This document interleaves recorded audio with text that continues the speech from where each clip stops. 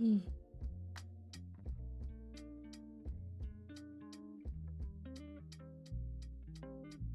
Okay, rest of them, and we are live. Ladies, jangan berselalu sama mereka semua rokok politik itu bersama dan Desuyo, and honestly I don't know. Capek, capek banget. Um, I'm exhausted. I'm angry. I'm yeah, three. Jadi kemarin apparently kemarin baru dapat bocoran kalau RUU KUHP udah berjalan lagi dan ternyata udah ada um, revisi per tanggal 17 Februari 2025, cuma naskah akademiknya nggak ada, RU-nya nggak ada, I'm still looking, I'm still searching, belum ada yang ngasih bocorannya sama sekali, dan ini tertutup sama sekali, rakyat nggak ada yang tahu. So, we're fucked on that front. Tadi ada dengar pendapat pembahasan terkait RUU Perlindungan Tenaga Kerja Migran, walaupun gue baru baca cliff notes-nya doang. We're gonna do like a react-ish on stream. Walaupun kayak gue dukung isinya, tapi unfortunately kayaknya bakal mempersulit orang-orang yang kayak bakal berusaha kabur dari Indonesia. I don't know, shit's fuck everywhere. Belum lagi RUU TNI. Honestly, yang RUU TNI, we just need to listen by ourselves, man.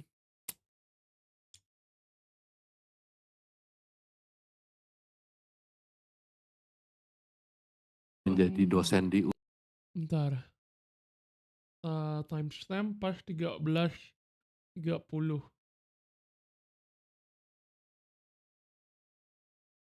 Kita mulai dari 13.28 berarti. Like, fuck this, man. Yeah, I just said that, not Billy. I just said that. Fuck this. Let's just watch this one. Pengembangan pemerintah sipil, support untuk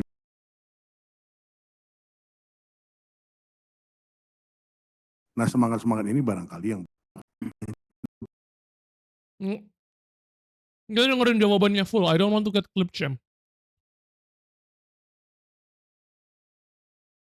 macam. Jadi mungkin gelarnya nggak jamak dipakai di sini, tapi saya berpikir udahlah saya pakai itu saja daripada nanti saya dikira kuliah di tempat di pinggir jalan gitu seperti begitu. Sekali lagi terima kasih waktu yang diberikan kepada saya. Beberapa kali saya menjadi narasumber di Komisi 1, tapi saya pikir di 1 tahun Let's terakhir just listen. tidak lagi berkesempatan ada di sini karena kesibukan juga ada di Universitas Pertahanan. Saya diundang untuk menyampaikan pendapat apa sih terkait dengan rencana perubahan Undang-Undang TNI nomor 34 2024. Lanjut silakan. Yang saya hormati Mas Gus, beliau ini dosen saya, guru saya, Bang Teguh juga senior saya, guru saya maupun kolega dalam berbagai kesempatan. Nah, saya melihat bahwa kita berbicara tentang Undang-Undang Dasar RI 45 Masih yang normal, mengatur masih bahwa normal, masih TNI itu normal. sebagai alat pertahanan negara ya, yang menjaga tentang kepentingan nasional kita, national interest kita, yaitu tentang kedaulatan negara, keutuhan wilayah, dan juga keselamatan anak bangsa kita. Di dalam Undang-Undang nomor 34 2004 itu, di pasal 47 mengatur bahwa ada 10 jabatan sipil, kementerian lembaga yang bisa diisi TNI. Dari awal sebetulnya sudah ada polemik sendiri di kalangan TNI. Kenapa disebutkan 10 lembaga ini? Kenapa nggak kita biarkan terbuka seperti undang-undang yang ada di polisi? Sehingga tidak menimbulkan katakanlah debat, tidak menimbulkan katakanlah selamat datang Mas, tidak mengundangkan, Oh artinya my god. argumentasi yang berkembang di publik. Nah, kita juga dengar bahwa terakhir eh, Panglima mengatakan bahwa penempatan prajurit TNI di kementerian lembaga itu bukan bentuk dual fungsi tapi multifungsi. Ya Menurut sama Richard aja. apa? No no no no no. No no, kita nggak balikin dui fungsi ABRI, kita nggak balikin dui fungsi ARBI, kita jadiin multifungsi. Dude, that's worse. You know how that sounds worse, right? Dui fungsi ABRI kan maksudnya dalam konteks ABRI TNI memegang jabatan sipil dan jabatan di TNI. Kalau multifungsi lo mau disuruh jadi apa aja anjir? What do you mean multifungsi? Holy, oh my god, this is katanya gerakan bareng warga direndahkan ya di rapat ini. Ya, makanya gua mau dengar full pendapatnya, but karena gua nggak mau clip jam.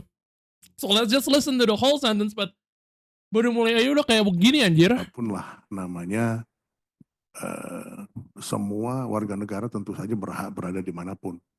Sejauh memang itu untuk kepentingan negara kita, kepentingan nasional kita. Beda,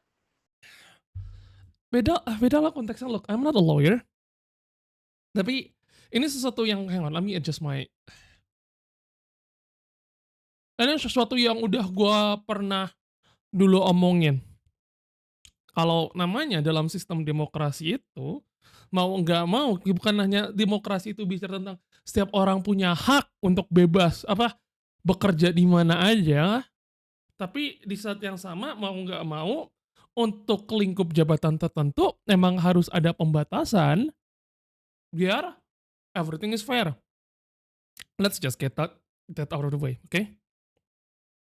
Harus ada pembatasan peran-peran tertentu, jabatan-jabatan tertentu agar tidak menimbulkan hilangnya kebebasan orang lain atau menimbulkan konflik kepentingan.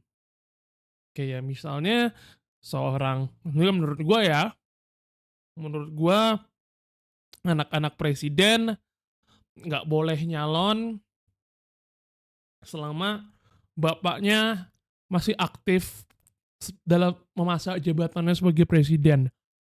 Mau jabatan apapun nggak boleh nyalon, itu pendapat gua. Karena apa? Karena ada konflik, karena jelas bakal ada konflik kepentingan di situ. Ya kesannya kan kayak, "Oh Rizky lu diktator sekali, lu membatasi kebebasan orang lain."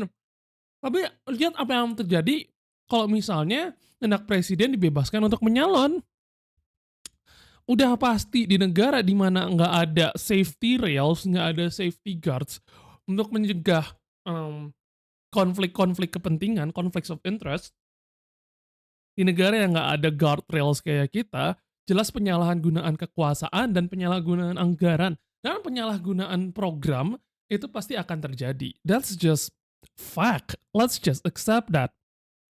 Maka dari itu, karena kita nggak punya guardrail, dan kalaupun ada guardrail nggak peduli juga, ya emang berarti secara perundang-undangan kita harus membuat produk hukum yang melarang, misalnya melarang dui fungsi TNI, dui fungsi ABRI, melarang nepotisme dalam politik. Mau nggak mau, karena kalau dibiarkan bebas, mereka bisa merusak kebebasan orang lain, kebebasan rakyat dalam mendapatkan pekerjaan yang layak. Soalnya, I mean, gue lupa angka spesifiknya berapa, kolonel nganggur di Indonesia tuh banyak.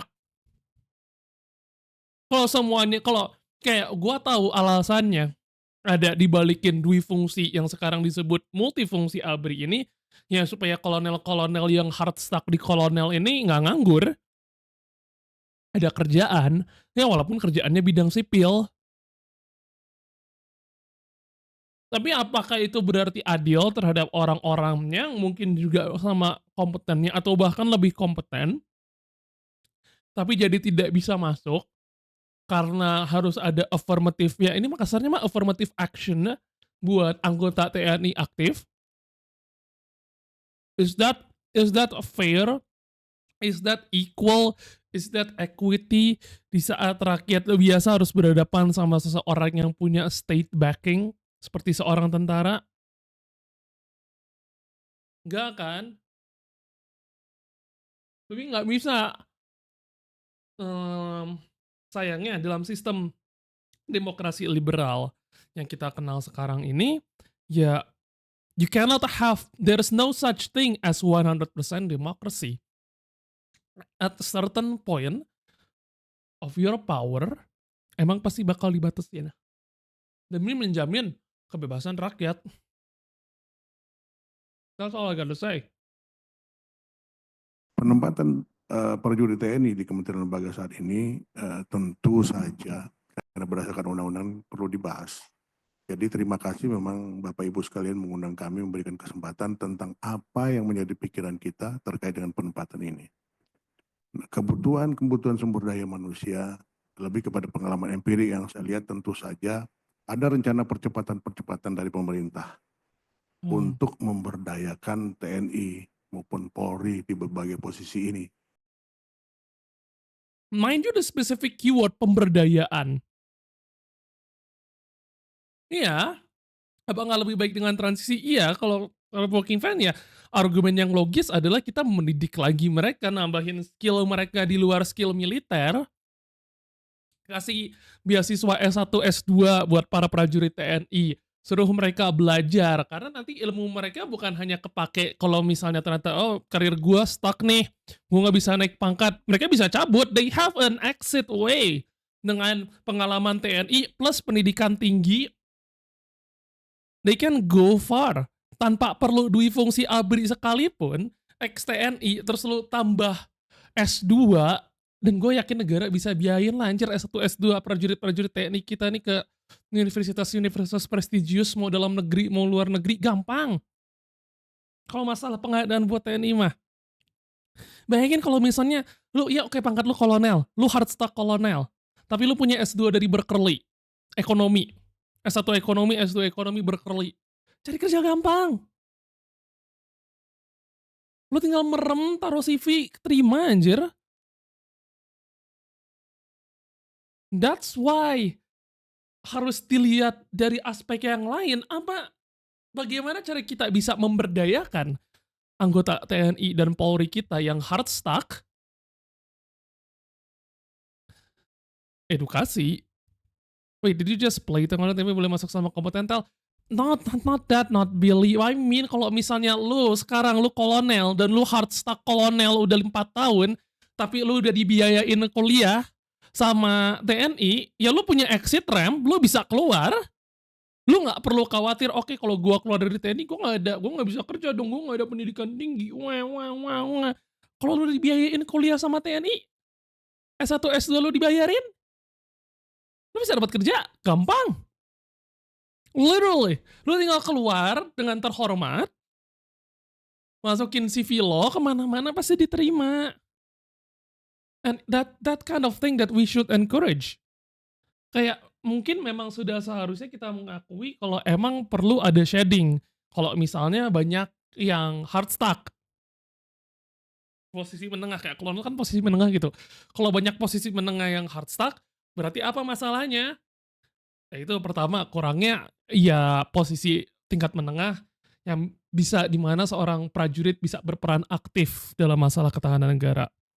Kedua berarti mobilisasi karirnya terhambat kalau mereka hard stuck di tengah. Base kasarnya mah kayak lu main Valorant terus lu hard stuck di gold. Kalau lu hard stuck di gold kira-kira kenapa tuh? Skill kan? Ya berarti naikin skill. Kalau udah naikin skill juga masih hard stuck, maybe it's not you. Maybe it's the fucking game. Yang berarti ada harus diperbaiki. Mungkin regenerasi talent harus diperbaiki. Iya loh. Nah, kalau political will-nya enggak lah. Soalnya lebih gampang gini, kayak kebiasaan pejabat di Indonesia itu kita pilih the path, the easiest path. Tanpa memikirkan apa dampak jangka panjang dan kita milih jalan yang paling gampang. That's like the entire problem. Karena melihat bahwa jaringan atau network yang dimiliki TNI Polri itu sampai ke bawah. Kalau di TNI itu ada yang sampai ke Koramil, sampai ada Babinsa yang betul-betul menyentuh ke bawah. Beberapa kali kejadian contoh COVID-19. tidak mungkin upaya-upaya pemerintah bisa berjalan begitu cepat tanpa bantuan dari TNI Polri itu. Nah, semangat-semangat ini barangkali yang berkembang yang ada di bawah. Lanjut slide-nya. Next gimana? Ini menurut saya hal-hal yang perlu menjadi perhatian, penempatan prajurit TNI aktif, kemudian masa pensiun, peran TNI dalam MSB, modernisasi alutsista, dan kesejahteraan prajurit. Lanjut. Nah, saya akhirnya berpikir bahwa kejadian seperti sekarang ini seperti sejarah itu berulang kembali. History return itself. Pola analisis partisipasi militer itu untuk mengembangkan sejumlah metode untuk mengklasifikasikan peran yang dimainkan oleh militer. Partisipasi militer itu dapat dipandang untuk menunjukkan Oh variasi boy. kuantitatif, kualitatif, dan sebagian besar analis dianggap sebagai multifungsi atau multidimensi yang melibatkan peran yang dimainkan sehubungan dengan pemilihan seksi kepala eksekutif dan bentuk partisipasi langsung personal militer dalam eksekutif. Ini sudah lama sekali teori ini, tapi saya mencoba lihat kembali mencari tentang teori dari yang dikembangkan oleh R. Henneman ini. Ini banyak di awal-awal katakanlah sebelum munculnya reformasi, teori ini begitu banyak. Kemudian sebagian besar analis berpendapat bahwa partisipasi militer dalam pemerintahan mestinya dipahami dalam konteks pengembangan pemerintah sipil, supporting the civilian Yeah, government. no, that's holy shit, that's not how it works. You're not supporting, you're defending.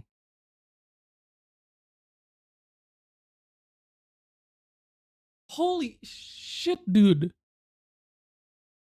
Lu TNI. You're not the fucking healer or support of the team. Lu tuh tank. Lu tuh DPS. Kerjaan lu mempertahankan negara dari segala ancaman dan menyerang ancamannya kalau ada ancaman yang menyerang. Like, this is just basic shit. You're not supporting role. Yes, you can have some supportive capacity, tapi dalam kapasitas kejadian-kejadian luar biasa, bencana alam, serangan teror, pandemi. Kalau misalnya dalam konteks misalnya ya, distribusi makan bergizi gratis, ya peran lu nggak ada peran di situ. Kenapa lu masukin peran lu di situ? Kayak lihat sekarang di daerah, kayak seharusnya makan bergizi gratis itu program yang bisa menyerap tenaga kerja sipil, tapi apa realita di lapangannya? Distribusinya sama TNI itu apa coba? Distribusi seharusnya sama sipil. Your job is to be a fucking tank and DPS. Vanguard sama strategis, no, strategis healer. Gue lupa DPS-nya di Marvel Rifles apa.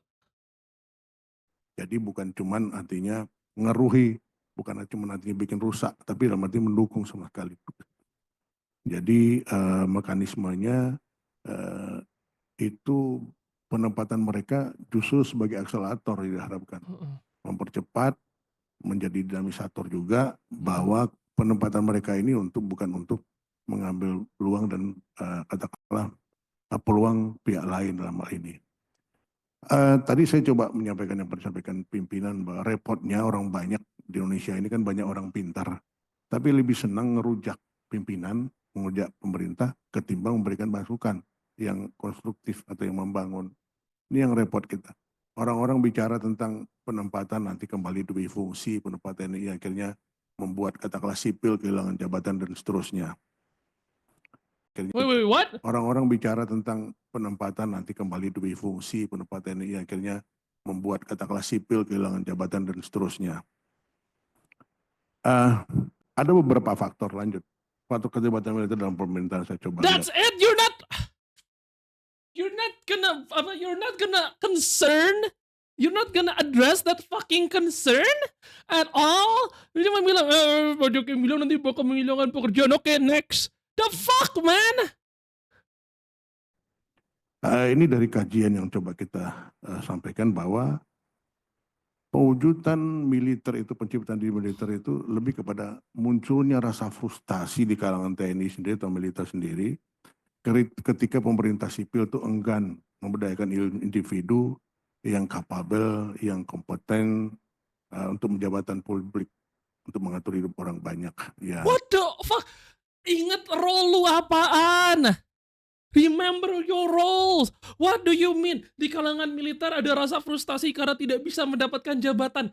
Ya lu you sign up to be a soldier. Lu yang daftar jadi tentara, genius. Lu kira jadi tentara lu punya wewenang buat merintah rakyat? Lu mau kayak gitu, keluar masuk partai politik. Gusti Nu Agung. Oh my god. Are we fucking cook? Mindsetnya aja lu udah salah. Lu mindset masuk tentara, lu itu mempertahankan Indonesia. Lu melindungi tanah air kita. Lu menjaga tanah air kita dari segala bentuk ancaman. Bukan, lu pengen dapet jabatan. Ah. Kalau mau dapet jabatan, jangan masuk jadi tentara. It's that simple. Ah. Ah. saya menyatakan begini bahwa banyak katakanlah orang-orang yang mungkin hanya karena kuantitas dia punya suara sehingga dia menjabat tentu. Tidak kualitas yang ditempatkan. Ya, what? Oh, Allahu Akbar, we're done.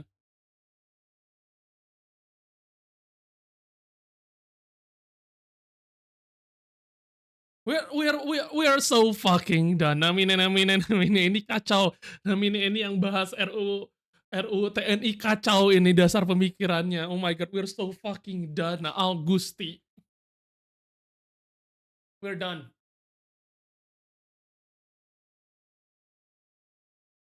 We're done. We're fucking done. I don't even know what to say, anjir. Gua nggak tahu kapan mereka mulai ngehina gerakan demo, and it's already like 11 minutes of me hearing absolutely bullshit.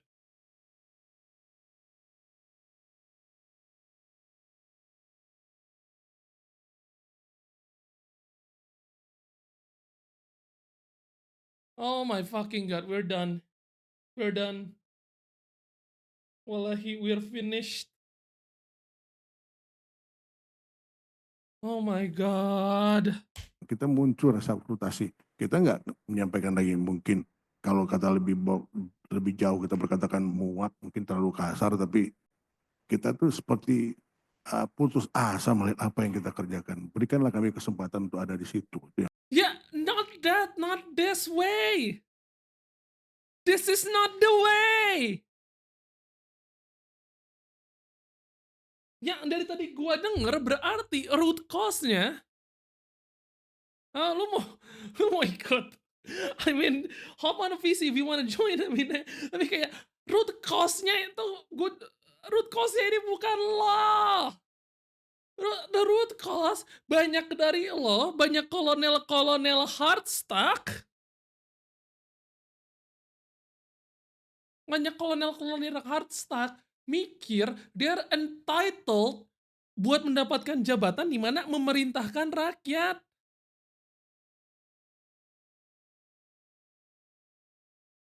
You're not. Nggak, ini bukan kayak IT support, ini kayak some fucking middle manager, some fucking scrum master ngerasa kalau dia entitled dapat posisi direktur. No, kayak I'm not saying you to know your place, tapi kayak ingatlah lu daftar buat apa anjir? Pengabdian untuk negara. Yang berarti tahu resikonya there's like a slight chance karena regenerasi talentnya jelek, lu bakal jadi hard stuck. Karena seharusnya tugas negara itu mikirin gimana caranya biar kita nggak kebanyakan kolonel hard stuck.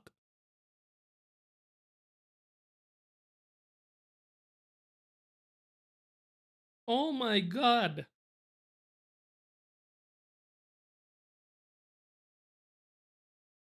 Fuck. yang ada muncul. Kemudian juga ada perilaku politik komandan terpilih ya, misalnya mengatakan iya meskipun itu bertentangan gitu. Kenapa nggak kita iyakan saja, kayak nggak kita ambil kesempatan itu buat orang lain gitu. What?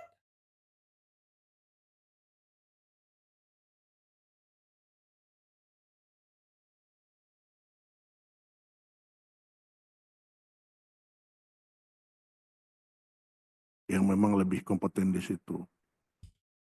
Kemudian juga bahwa periode politik militer itu, pengalaman politik militer di Prodi 66, Mei 66, Maret 66 hingga Mei 98 itu generasi militer yang ada saat sekarang masih berpikir itu.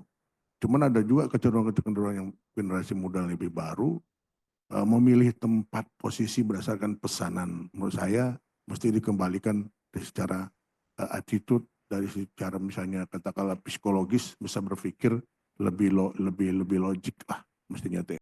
Ya, lebih lo gak logik. Ah, ah,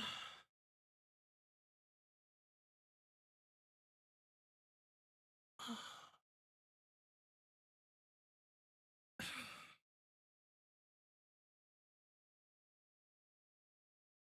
Oh my god.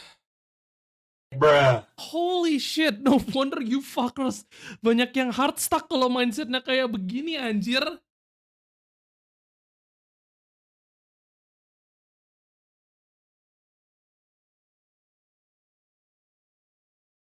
Holy fuck, this is like, oh no, I'm hard stuck gold in Valorant.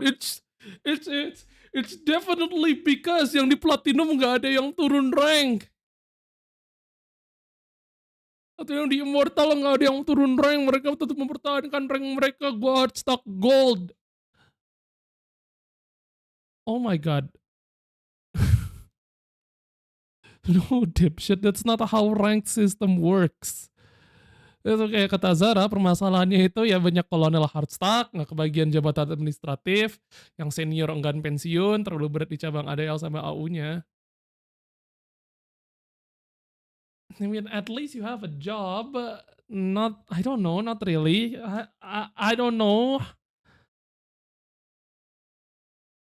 Iya, kayak just switch roles. Kalau lu udah main jadi, I don't know, lu main jadi sofa hard stuck gold terus, maybe it's time to pick another hero, genius. Maybe it's time to pick another agent.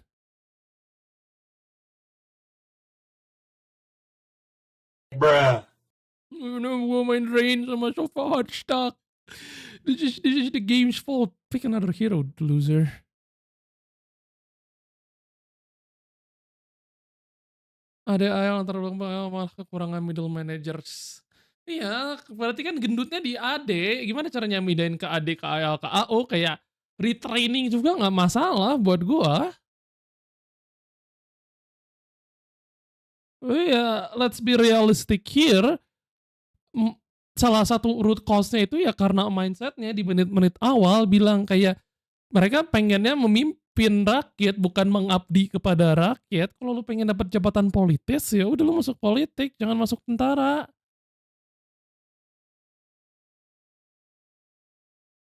Ada emang anak emas sih, iya ada anak emas tapi nggak, lu mereka nggak tahu aja kalau sebenarnya lu lebih cuan di AU anjir. Ini yang ada di situ. Nah, faktor kedua menurut saya adalah kelemahan-kelemahan lembaga pemerintah dan politik sipil. Ya. Dapat dikaitkan dengan dua alasan ini yang coba kita kembangkan, bahwa penyebab langsung dari kelemahan sistem politik adalah perubahan mendadak di tahun awal 2020-an, yaitu dari sistem presidensial gaya Amerika muncul ke sistem parlemen ya. MPR bukan lagi lembaga tertinggi negara, yang memungkinkan akhirnya banyak partai, menimbulkan persaingan jika bukan di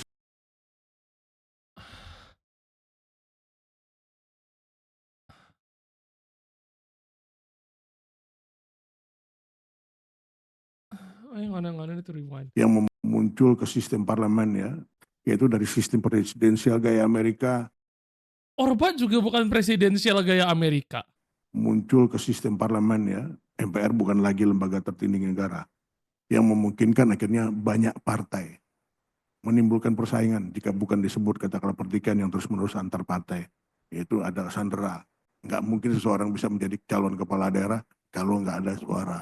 Nggak mungkin katakanlah Yeah, that's just basic politics.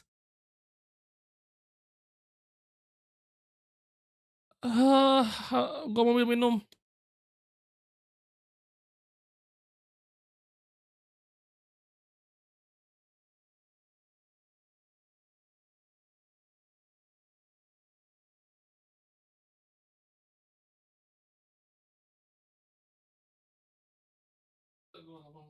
I'll be fucking ill. I feel going crazy. I'm going crazy now.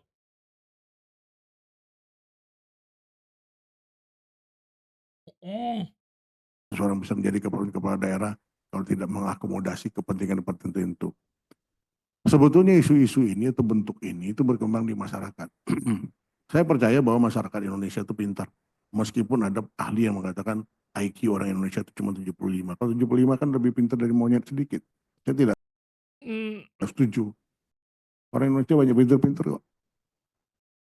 nah, you guys are fucking dumb. Danjiro bukan dui fungsi, multifungsi. Bapak Ibu yang ada di ruangan ini bukan luar biasa pintarnya. Nggak main-main gitu.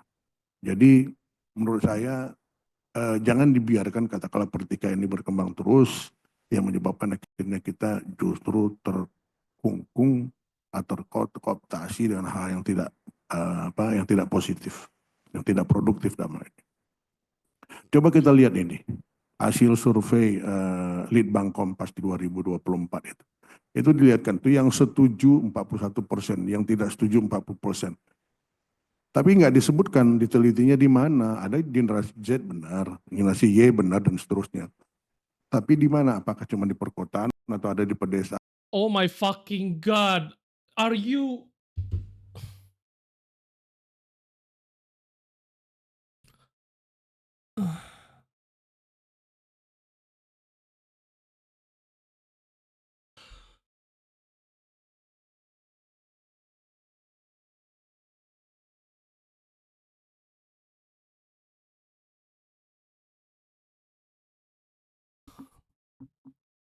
Lu mau multifungsi ABRI tapi metodologi survei aja lu nggak tahu dan nggak mau baca. Bro, forget asking for multifungsi. I'm starting to question apa lu ngerti basic statistics at all. Gimana lu mau punya jabatan sipil yang agak tinggi kalau lu basic statistics metodologi survei lu aja nggak tahu dan lu nggak mau baca metodologi survei gimana? Let's fucking check. Dia bilang 2024 kan?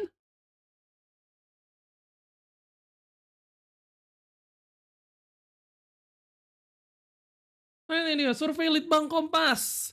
41,3% puas terhadap kinerja KPK.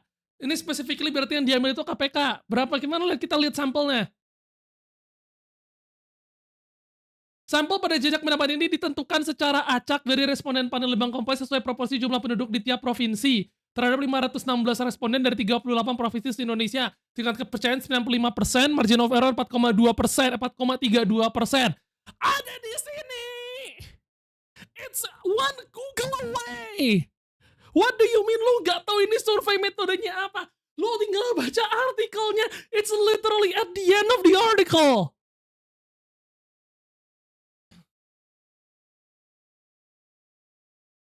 Oh my god.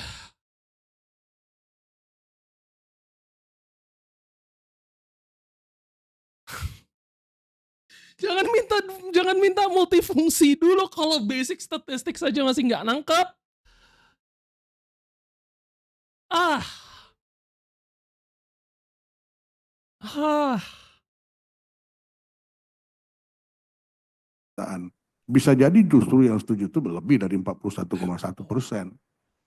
What? Bisa jadi justru yang setuju itu lebih dari 41,1%.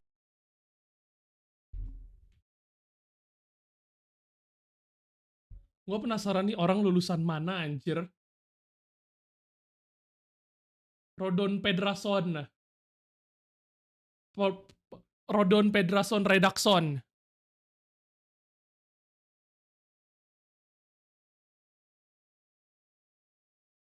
How?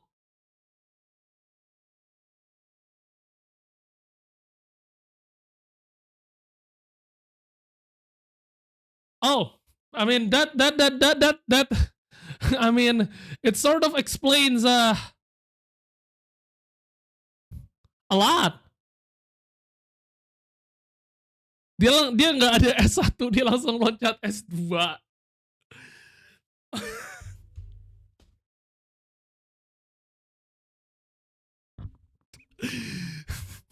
Dog, pantesan lu dasar ilmu statistika nggak nangkep, anjir. I'm sorry to question lu S2 sama S3-nya ngapain, anjir.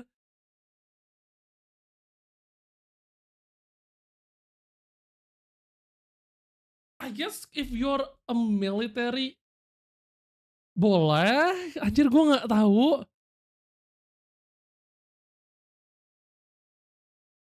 Kayaknya boleh-boleh aja deh, kalau militer mah. Nothing stopping you anyway. Makanya ini yang kayak gue bilang kan, TNI bisa ngedanain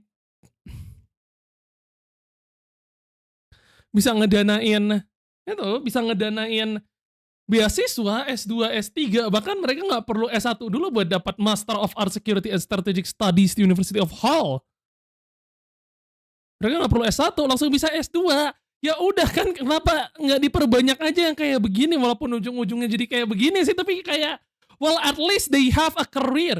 Mereka di atas kertas bakal kelihatan punya, pedigree, lulusan udah TNI, S2 luar negeri lagi, siapa yang nggak mau nerima?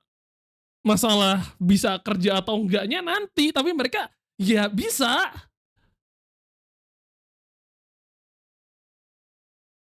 Ya mungkin kayak pendidikan militer bisa dianggap setara sebagai S1 in a way, tapi kayak if you don't have the basics, I'm starting to question everything you say now. 1%.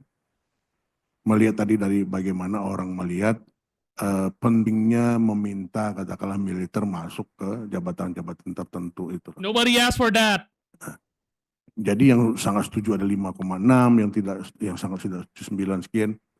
Karena nggak lihat pangsa katakanlah pollingnya di mana,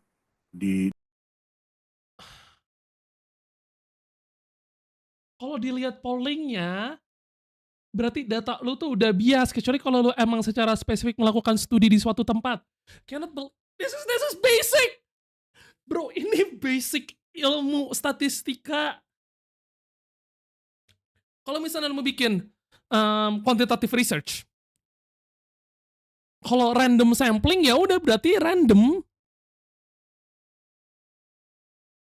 Kalau misalnya lo melakukan quantitative study terhadap misalnya, I don't know, hubungan antara tingkat partisipasi mahasiswa di sebuah universitas, ya berarti yang lu survei itu emang cuman mahasiswa universitas itu.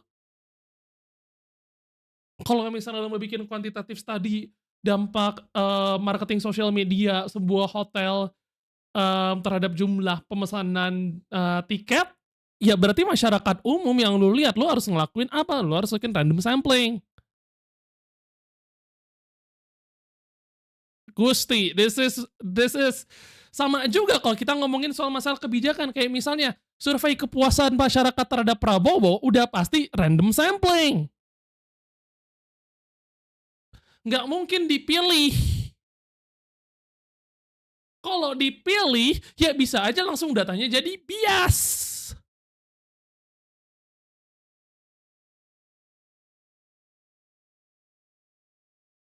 Gue gak tahu gimana caranya anggota DPR bisa dengerin kayak begini without actually getting stupider. I feel like I'm losing my IQ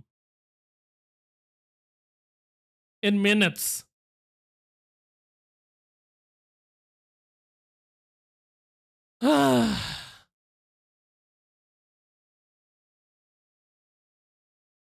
Bikin brain rot content.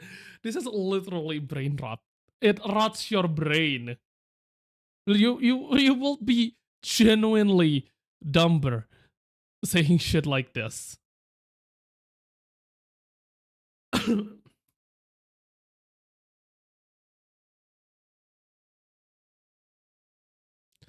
Oh my god.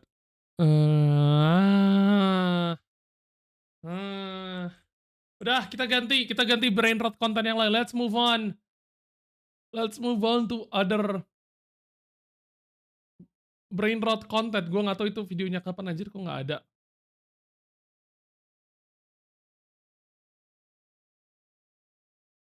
Anyway, it's one of her post tweets. I guess I don't know when that statement is made. Aksi legislator, bentar. Aksi legislator Rahayu Saraswati.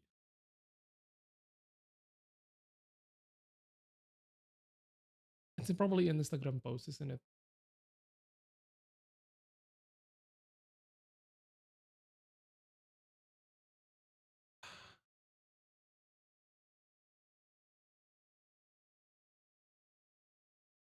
Kalau gua nggak bisa nemu, gue nyerah anjir. Why she's promoting film? Ini dia, found it. Wakil Ketua Komisi 7 DPR RI Rahayu Saraswati Joyo Hadikusumo mengajak generasi muda menjadi entrepreneur dengan menciptakan bisnis atau usaha sendiri daripada bergantung kepada pemerintah dalam mencari pekerjaan. Yang menurutnya menjadi entrepreneur dimulai dengan peta kemampuan kita. Kalau punya kreativitas, jadilah pengusaha, jadilah entrepreneur daripada ngomel nggak ada kerjaan, bikin kerjaan buat teman-teman. Kalau misalnya bisa masak, bikinlah bisnis kuliner, bisa jahit, bikinlah bisnis fashion. Menurutnya jika generasi muda masih mengharapkan lowongan pekerja di pemerintah, hal itu mencerminkan pola pikir era kolonial di mana rakyat pada tergantung pada pemimpin atau pendiri untuk memberikan pekerjaan.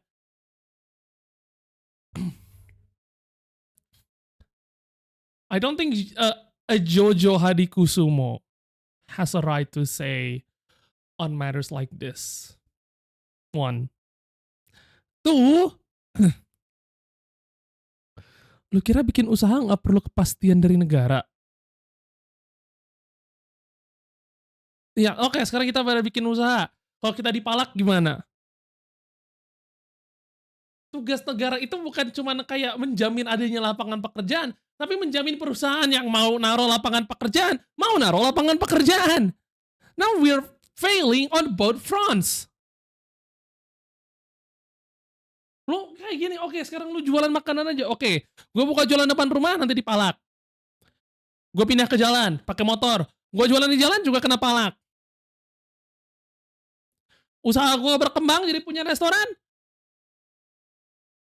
pasti kena palak juga. Kayak disitulah tugas negara, berarti kan mengurangi pemalakan yang ada. Kalau lu cuma disuruh bikin usaha doang tanpa menyelesaikan root cause-nya, lu ngapain masuk DPR anjir? You might as well become a fucking influencer somewhere out there, jualan Sigma Grindset aja, nggak usah jadi wakil ketua Komisi 7. Nggak pantas.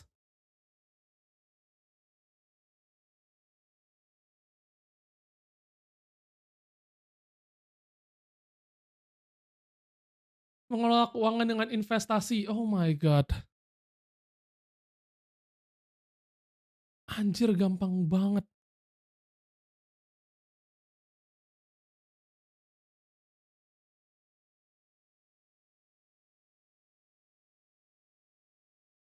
Holy shit, beneran.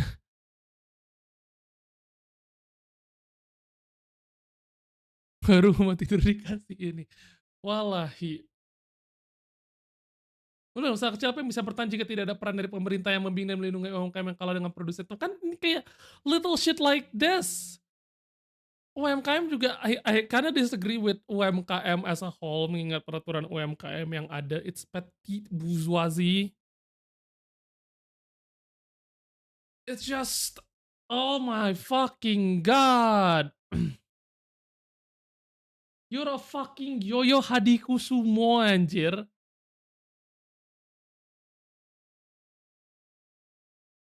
What do you mean?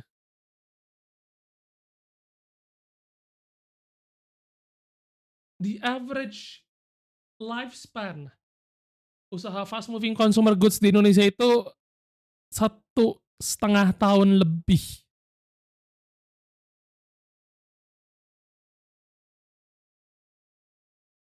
Berarti ada yang salah kan? Berarti ada yang salah kan dengan memajukan ekonomi UMKM kalau ternyata, eee,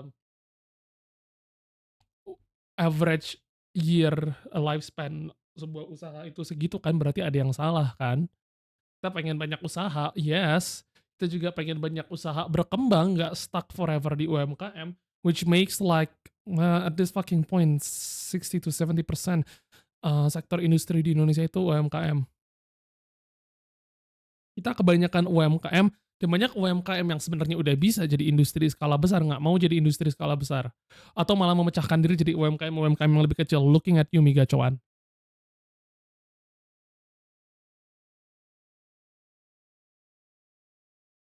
It's not just kayak kata Zara, it's not just contradictive to GDP growth. It's also a net negative buat pertumbuhan kelas menengah di Indonesia atau pertumbuhan mobilitas kelas di Indonesia. Karena balik lagi ke seperti yang gua pernah bahas dalam UU Ciptaker, UMKM nggak ada kewajiban untuk membayar sesuai UMR. Banyak juga yang terbebas dari pajak.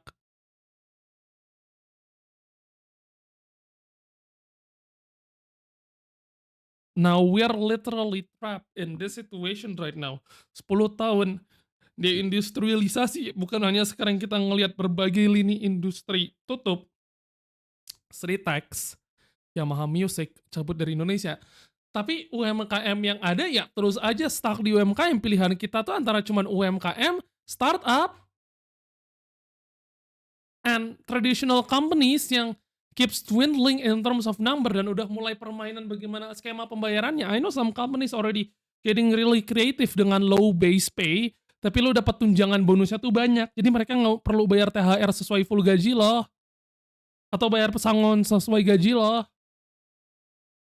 They already found loopholes anyway. Loopholes yang sekarang dibiarin aja karena it's technically fucking legal di bawah UU Ciptaker.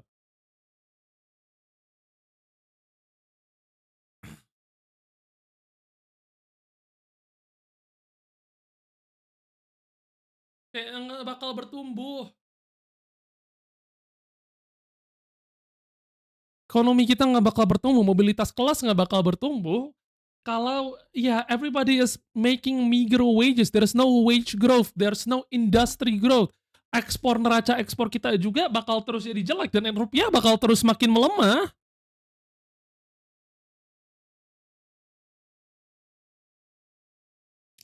Kayak lu lihat rupiah sekarang tuh bukan karena dolar menguat, dolar is kinda pretty weak right now.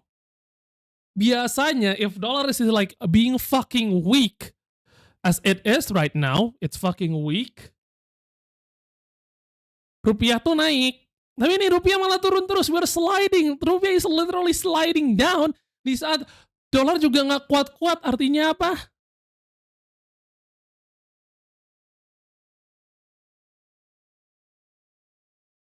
Artinya this economy is fucked. Karena we don't have enough market stimuli. Stimulus pasarnya kurang. Baik dari secara neraca ekspor yang masih didominasi sama bahan-bahan mentah, sedihnya kayak em, kayaknya tuh udah ada yang post neraca ekspor Indonesia 2024 deh.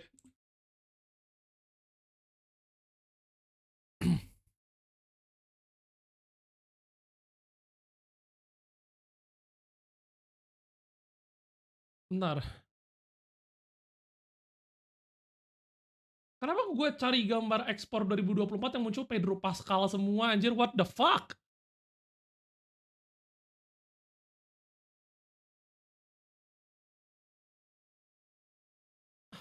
Gue lupa anjir. Nilai ekspor kita shit. If someone can find me the picture ekspor 2025, I'll be happy. Tapi kayak seingat gue tuh kayak ekspor kita tuh masih didominasi bahan-bahan mentah semua, kayak bahan jadi kayak bahan bernilai tambah, added value kita kayak misalnya electronics and all that kind of stuff itu tuh masih sekitar 2,3%-an. You know that's bad. Like, that's literally bad. Dominasi ekspor kita itu beneran batu bata kasar, batu bata dan sawit. Batu bata itu sekitar 30, berapa, 33, 34% neraca ekspor Indonesia, dilanjut dengan sawit 20% sendiri. Sisanya nikel, ferronikel, all that kind of stuff.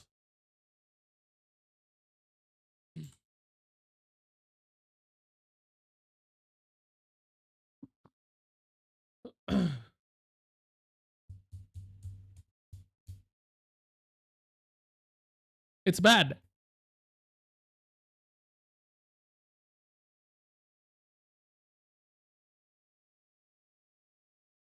Yang mana peduli anjir?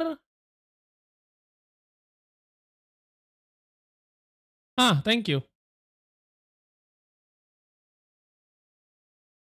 Indonesia's top 10 exports.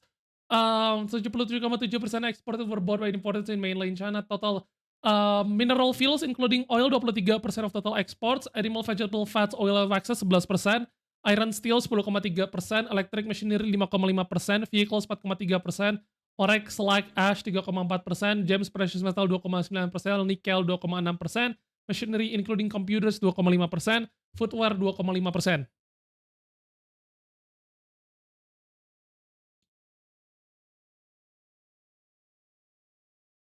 Kayak masalah kita tuh masih di sini. This is bad. Kita nggak bisa selamanya tergantung sama ekspor ini, dua ini.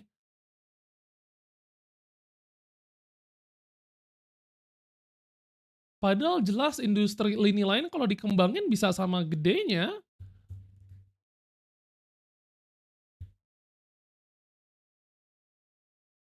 Vehicle sama vehicle spare parts hitung sama vehicles kita emang ada. Kijang Innova, Avanza.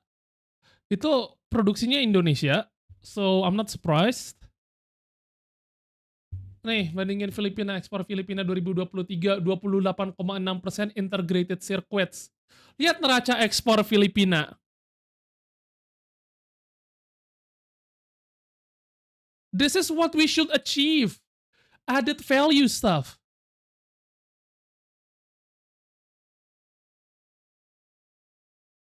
Ini Malaysia juga. Malaysia juga integrated circuits 20,7%. Semiconductor device 3,32%. Refined petroleum 10,7%. Mereka I'll be fucking real. Filipina sama Malaysia in the current trade war antara US sama China, they're gonna make so much fucking money. They're gonna make fuck ton of money. Singapura juga sama aja tuh. Singapura integrated circuit 19,3%, refined petroleum 16,8%, vaksin 3,27%, package medicaments 2,59%, tanks and armored vehicles 2,76%. Thailand juga lebih bervariasi. Tapi mereka juga tetap menumbuhkan sektor agrikulturnya. I think this is the balanced way. This is pretty fucking balanced.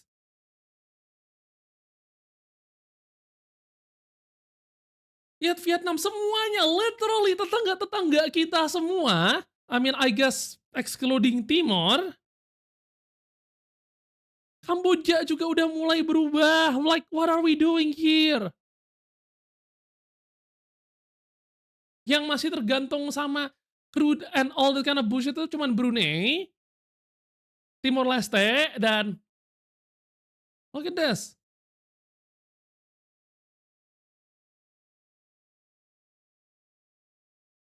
Didominasinya sama bahan mentah semua, anjir.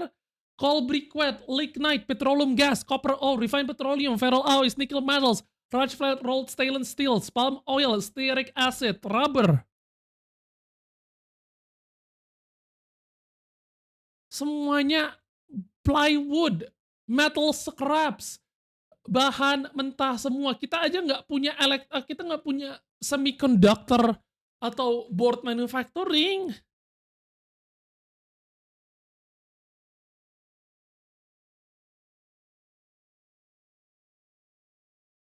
Oh my god, we're legit fuck.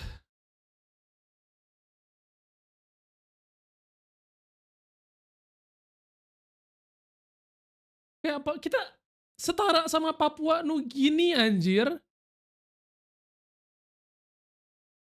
What are we doing here?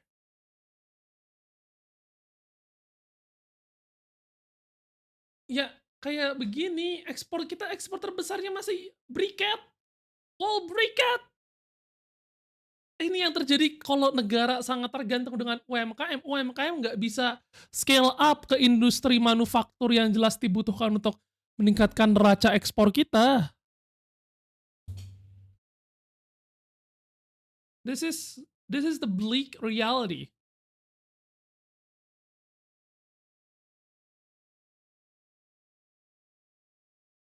Ekspor agraria kita juga mana anjir tuh kopi.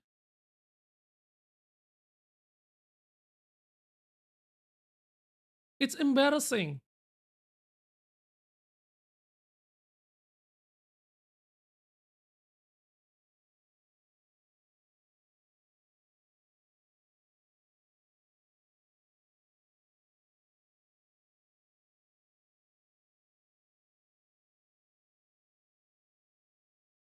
Oh my god.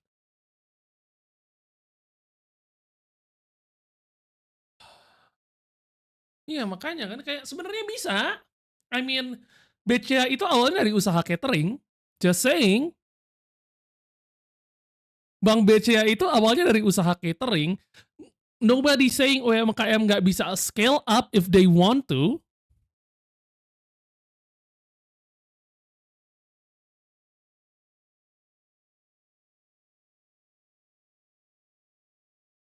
Insane, isn't it? Kita dulu ada blueprintnya BCA, literally.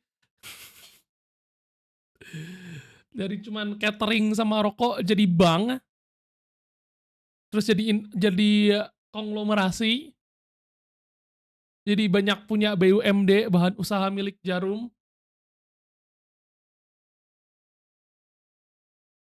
Kalau emang punya mindset beneran, mindset penumbukan industri dan mindset mau bayar orang, ya pasti bakal scale up.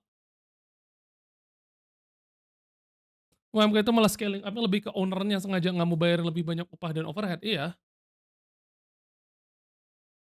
Sama pemalakan. I mean, it's not exceptional exception, that should be the fucking norm.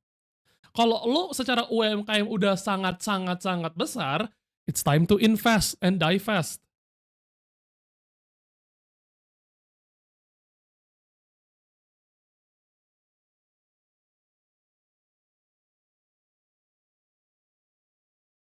Cuman ya itu, balik lagi di palak ormas, sama nggak mau naikin gaji aja, males.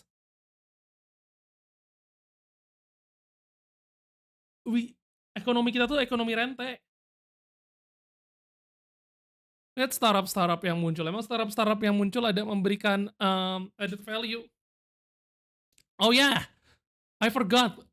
Di beberapa lini usaha, ya terutama kalau lu misalnya restoran yang jualan minuman beralkohol, or you're trading in vices, karaoke, spa, all that kind of stuff, ormas is the least of your problem.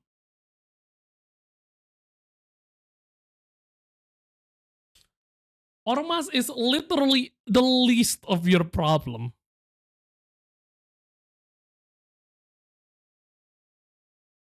Lu mesti berurusan sama Polri,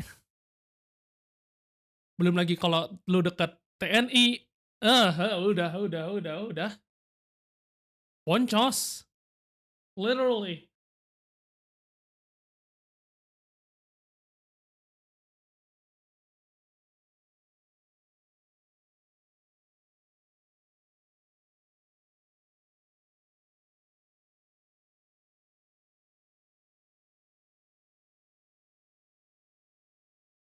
Ya begitulah Indonesia.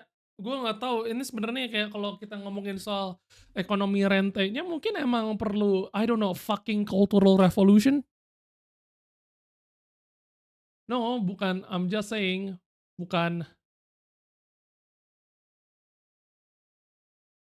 Ah, apa? I'm just saying. bukan revolusi mental, tapi kayak we need mau cultural revolution shit buat ngilangin mindset ekonomi rente dari masyarakat Indonesia.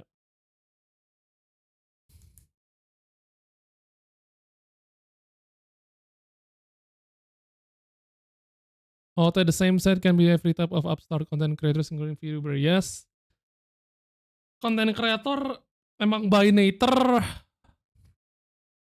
pasti usaha kecil. Even if you're like really, really huge kind of creator, agak susah buat scale up karena tantangannya beda sama usaha-usaha lain yang bisa ditanggepin serius kalau mau scale up. If you're a content creator and you're suddenly become like di Indonesia Mr. Beast level, nobody's gonna take you seriously. Yang bilang lu dapat RUU KHP, no, oh my god, Namine. There's so much shit going on di Indonesia. I haven't covered US news at all for months.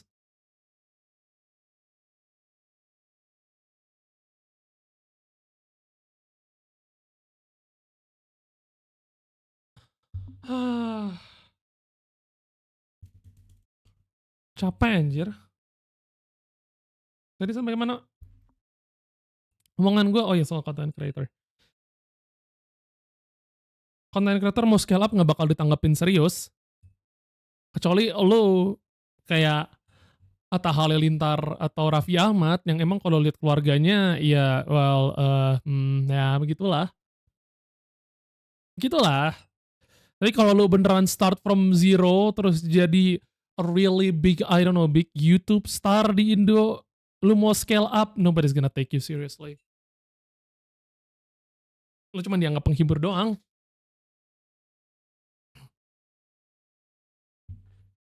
Iya, tapi kan mereka Raffi sama Atta bisa dipercayakan buat menjadi cuci uang kan karena latar keluarganya juga. They are part of the elite. Malah I can say as far as I go, none of their growth is organic.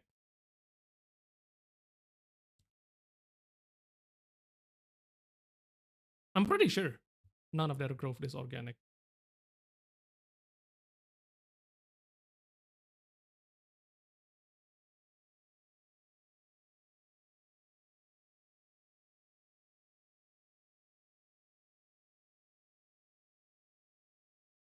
Everything's by design for real, ya. Capek. Ya Tuhan, kenapa Indonesia begini?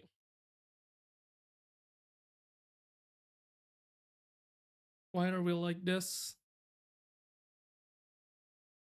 Dan I don't know, jelas Prabowo juga nggak mau ganggu gituan. There will be no even any incremental changes terhadap praktek ekonomi rente karena ya semuanya ambil untung dari situ juga. Udah bahas RUU pekerja migran belum? Oh iya belum. Oh my god, kenapa hari ini langsung dihajarnya 3 UU sih anjir?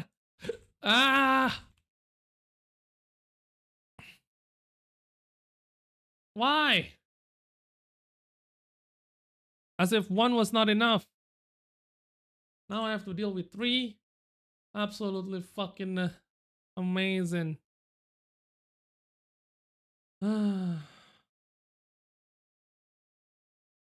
By the way, sedang ada pembahasan panja RUU Perlindungan Pekerja Migran Indonesia. Ada yang mau mantau, terutama yang kabur aja dulu. Oke.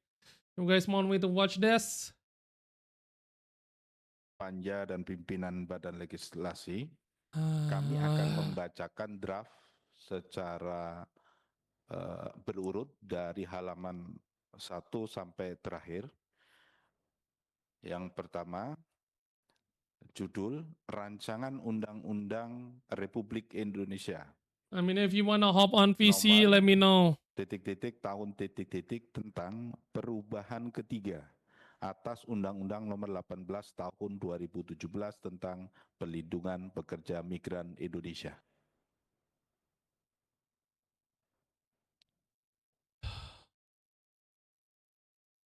Hubungan budaya tetap bayar pajak walaupun di LN. I don't Izin fucking know. pimpinan, ini langsung disepakati atau saya bacakan secara keseluruhan? Oh boy. Itu loh keseluruhan. Secara keseluruhan. Baik, Terutama yang berubah ya. Belum ada yang berubah. saya lanjut. Indonesia selama ini masih belum optimal, sehingga diperlukan penguatan tata kelola serta optimalisasi peran kelembagaan penempatan dan pelindungan pekerja migran Indonesia. C. Bahwa Ikutin ya. beberapa ketentuan dalam Undang-Undang Nomor 18 Tahun 2017 tentang Pelindungan Pekerja Migran Indonesia, sebagaimana telah beberapa kali diubah, terakhir dengan Undang-Undang Nomor 6 Tahun 2023. Yang berubah dibacakan. Ini kan Langsung ke batang tubuh ya, Pak? ya yang perubahan Baik, mana? baik.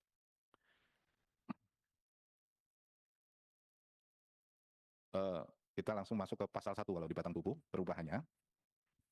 Pasal 1, Undang-Undang Nomor 18 Tahun 2017 tentang Pelindungan Pekerja Migran Indonesia, dalam kurung, Lembaran Negara Republik Indonesia tahun 2017 nomor 242, tambahan Lembaran Negara Republik Indonesia nomor Ngantuk 6120. anjir dengerinnya. Yang Malah kecil lagi audionya. Nomor 11 tahun 2020 tentang Cipta Kerja. Dalam kurung Lembaran Negara Republik Indonesia tahun 2020 nomor 245, tambahan Lembaran Negara Republik Indonesia Ini nomor udah 6, max volume loh. 173 kurung, B, nomor 6 tahun 2023 tentang penetapan peraturan pemerintah pengganti undang-undang nomor 2 tahun 2022 tentang Cipta Kerja menjadi undang-undang. Dalam Lembaran Negara Republik Indonesia tahun 2023 nomor 41, tambahan Lembaran Negara Republik Indonesia nomor 6856 diubah sebagai berikut. 1. Ketentuan pasal 1 angka 1 dan angka 2 diubah. Angka 15 dan angka 26 dihapus. Di antara angka 2 dan angka 3 disisipkan satu angka, yaitu 2A, dan di antara angka 25 dan 26 disisipkan satu angka, yakni angka 25. Sehingga berbunyi sebagai berikut. Izin koreksi. Oke, calon pekerja migran Indonesia adalah setiap warga negara Indonesia. Oke, pekerja migran adalah setiap warga negara yang telah memenuhi syarat. Oke, purna pekerja migran adalah pekerja migran yang telah kembali ke Indonesia berakhir telah kerja bebas selama lain. Izin kembali pasal 1 dalam undang-undang ini yang dimaksud dengan 1. Calon pekerja migran Indonesia adalah setiap warga negara Indonesia yang memenuhi syarat sebagai calon entah sebagai migran kerja yang ada di 2. Pekerja migran Indonesia adalah setiap warga negara yang telah memenuhi syarat dan dapat yang akan sedang atau telah melakukan pekerjaan dengan luar wilayah Indonesia. 2. Purna pekerja Indonesia adalah pekerja Indonesia yang kembali ke Indonesia berakhir pekerjaan atau masa lain. 3. Luar pekerja Indonesia adalah suami, istri, anak, kawan, langsung urusan atau pekerjaan lain yang tinggal Oke. pekerja Indonesia adalah pekerja Indonesia yang akan bekerja melalui pasangan. Holy shit. Ini udah speed 7.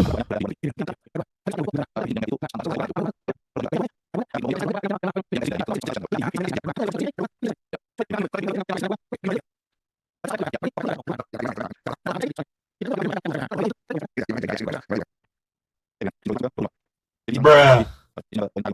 Menteri adalah menteri yang mengarahkan urusan pemerintahan di bidang perlindungan migran Indonesia. Kementerian adalah kementerian. Oke.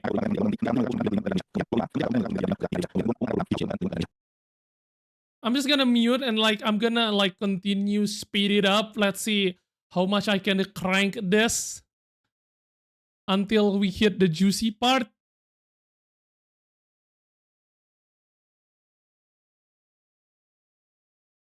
Ini udah 11 kali loh.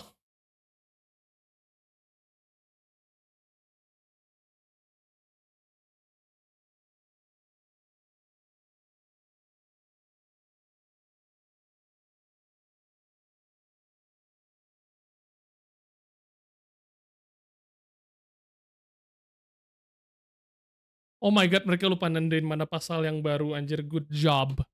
Excellent.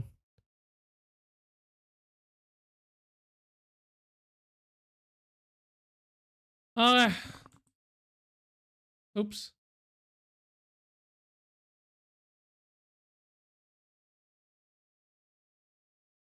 Oke, tidak termasuk pekerja migran Indonesia dalam undang-undang. Ini adalah yang memiliki usaha mandiri di luar negeri. Oke, lanjut. Setiap calon pekerja migran Indonesia yang akan bekerja ke luar negeri harus memenuhi persyaratan minimal, berusia paling rendah 18 tahun, memiliki kompetensi, sehat jasmani dan rohani, terdaftar memiliki nomor kepesertaan jaminan sosial, memiliki dokumen dan lengkap dan persyaratan, dan terdaftar pada sistem informasi perlindungan pekerja migran Selanjutnya Indonesia. di Oh my god. Oh my god, did he go down mompat?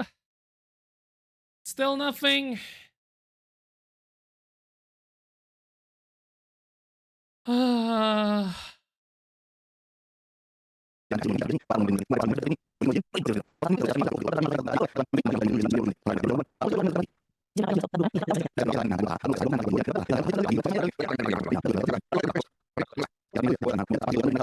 Anjir, this is legit bullying. Pasal karet itu dalam pasal 5, ha?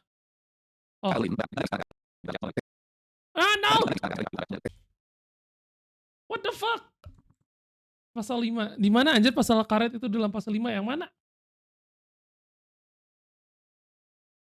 Poin D sampai F. Oh. I mean karet sih, I mean I'm just gonna assume the intent is good. Karena banyak lokar penipuan sekarang yang kayak ke Vietnam, Kamboja, terus ujungnya lu kerja di judol. Ayat nggak kerja magang. 11 izin. Ya udah lanjut. Ya. Kantor Perlindungan Perempuan bertanggung jawab langsung kepada menteri. Oh my god, this is legit boring as fuck. Ada yang punya draftnya nggak? Mending gue baca draftnya langsung aja daripada gue harus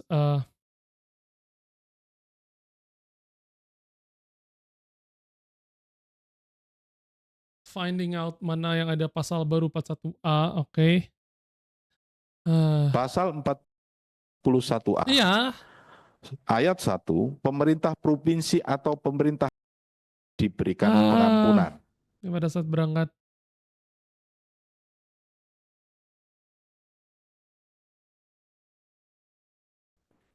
Pengampunan sebagaimana dimaksud pada ayat 1. Lebih lanjut mengenai Tadi sudah WA. kami bacakan. Ya, I guess ntar gue minta WA anjir. Ini legit boring as fuck. Oke.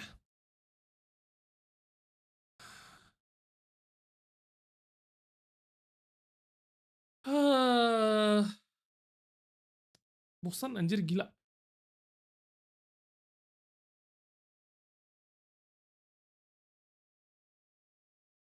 Aduh, gue kalau mau bahas bareng ntar. Oh my god, alright, Amine.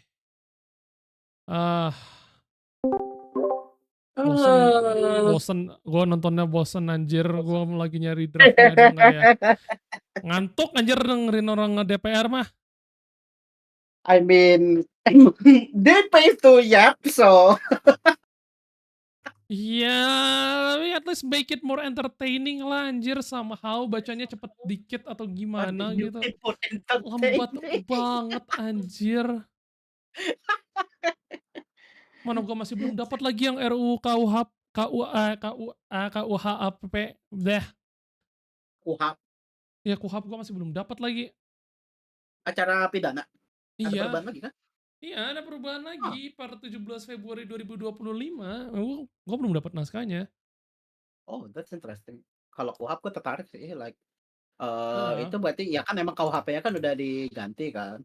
Tapi kuhapnya apa yang dirubah jadi? Nah itu, karena nggak ada naskah akademiknya, nggak ada itunya, kita nggak tahu. We blend as bad. Aduh.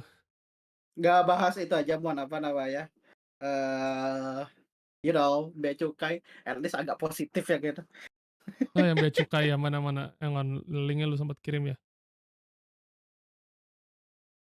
Yes. Oh ya. The unironically good news adalah aturan bea cukai RI. So I guess, yay. There's still last though. Could be worse. Hey, seenggaknya denda pribadi dihapus. I take it all day. Ya, yay. Aturan baru terkait barang kiriman. Struktur simplifikasi pungutan fiskal Lihat impor. lihat dulu. You have to see this Renjiro. Tar dulu. Tuh lihat, buku ilmu pengetahuan 0%, jam tangan. No, sekarang disimplifikasi semuanya, flat. So you know, good. Alas kaki tapi jadi 25% semua, harga Skechers bakal naik.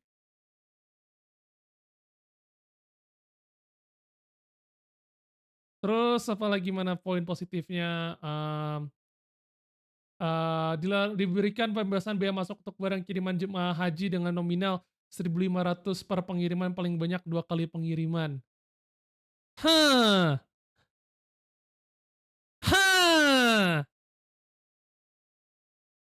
Lu bisa minta nitip beli HP ke yang berangkat haji anjir. Barang kiriman hadiah perlombaan diberikan relaksasi pembebasan biaya masuk dikecualikan dari biaya masuk tambahan, tidak dipungut PPN. If you got Alhamdulillah. dikecualikan dari PPH dengan jumlah paling banyak 1 buah untuk masing-masing trofi dan 1 buah untuk barang hadiah lainnya per kategori. If you got Skechers on, get off my face, habah.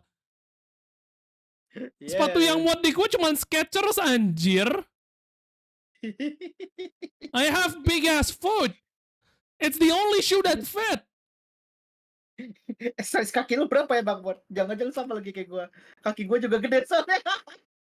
4748. Holy, kita sama.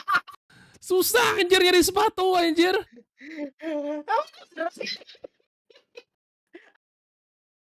Sumpah Bon, apa namanya gua tuh wait, berapa sih sepatu gua? Sorry, gua Have big udah ass pakai. foot. Kalau lu nyuruh gue beli sepatu brand lokal nggak bakal ada anjir.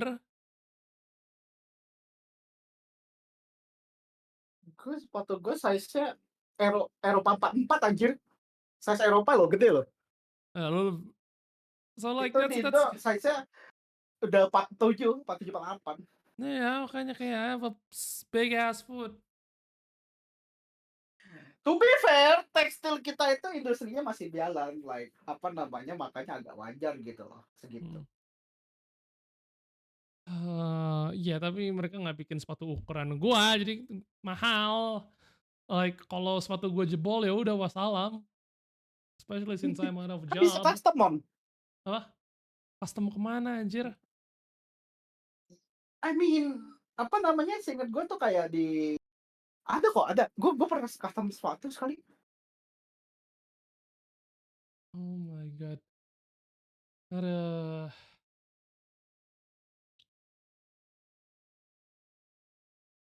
Males anjir kalau nonton video mah.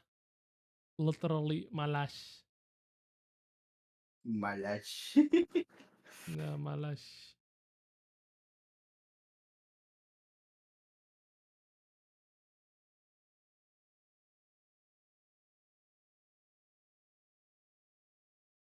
Oh boy, capek. Gimana menurut lo soal RU KUHP pembahasannya tertutup seperti ini anjir? Pembahasannya diam-diam. To be fair, kalau KUHP ini ya bakal banyak banget sih urusannya sih. Aduh.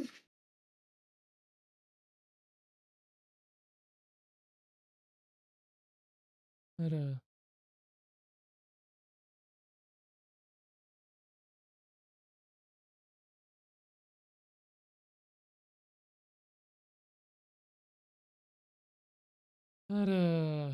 Kira-kira apa nih anjir kejutannya? I'm actually kinda scared perubahan KUHP apa anjir.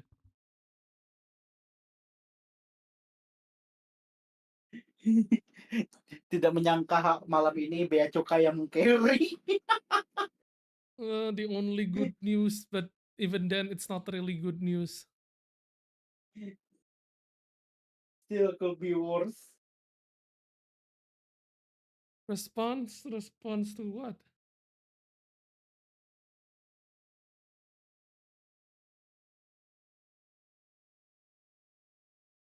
Pada puasa juga orang-orang bakal nggak bikin respons.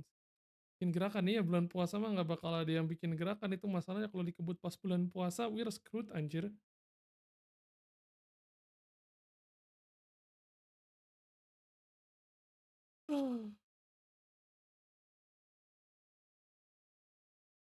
Oh my god, I don't know. Shit's looking pretty bleak.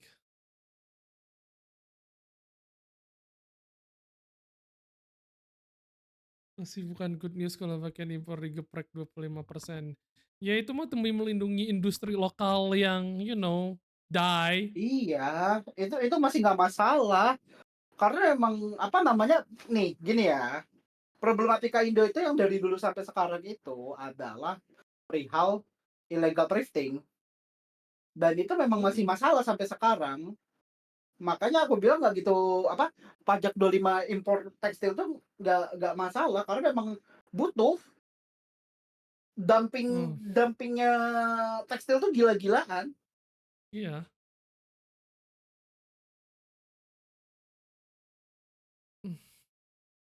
Makanya itu Tidak kayak perlu ngebas gitu loh kalau itu kayak itu mah. ya kayak it's a protectionist policy walaupun kayak lo bisa nggak setuju sama itu tapi realitanya itu sebuah kebijakan yang diambil agak terlambat karena ya sekarang industrinya juga udah collapse.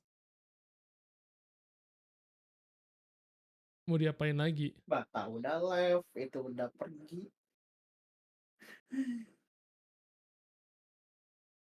Makanya berat anjir. Apalagi coba what is on the news that is not absolutely bullshitting me right now. Oh ya itu ah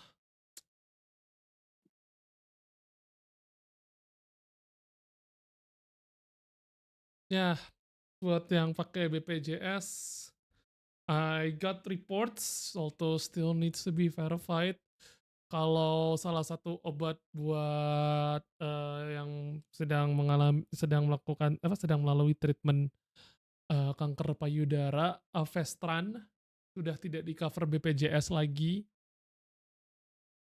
My Ya, greatest BPJS. my greatest fear begins. Literally.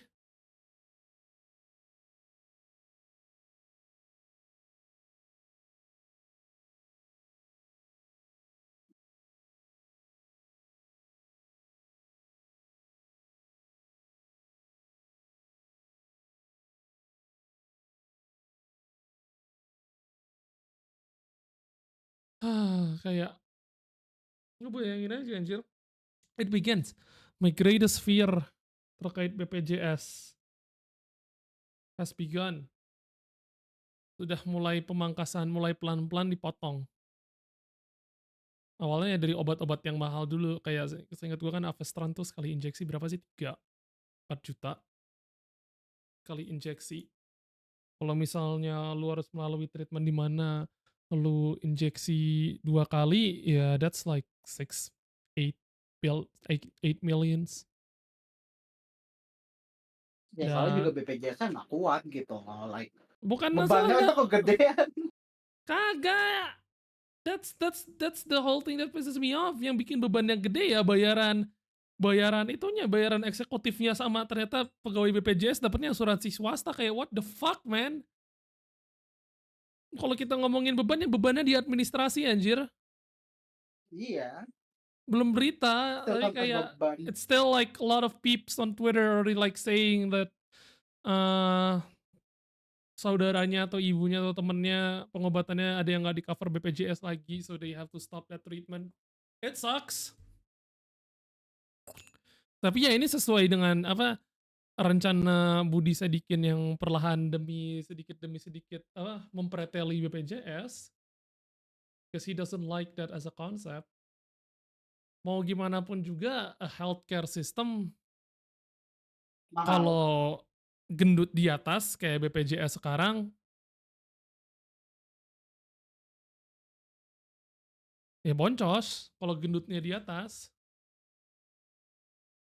Ya kalau cari asuransinya jangan unit link ya guys, jangan Aksa Mandiri juga karena Aksa masuk target boycott BDS. So that leaves you what? Generally, Bring life. Asuransi bank. yeah, that's still generally Prudential, BCA asuransi, pokoknya Aksa Mandiri jangan karena let me please my broke ADHD I still need subsidized Prohi format till video. I sort of gonna give up getting subsidized Prohi per Manulife, I guess. Soalnya kayak lu mesti ngantri di RSJ Bandung dan itu bisa lama banget, like a whole day kind of affair.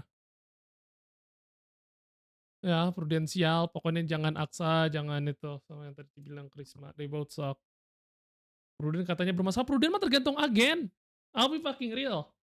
Prudent tergantung agen.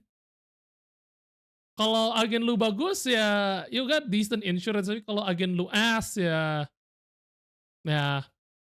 gitulah. Aksa masuk boykot. Lipo, siapa yang mau beli asuransi Lipo anjir? The only thing they insured is probably a 7.25 mm NATO bullet.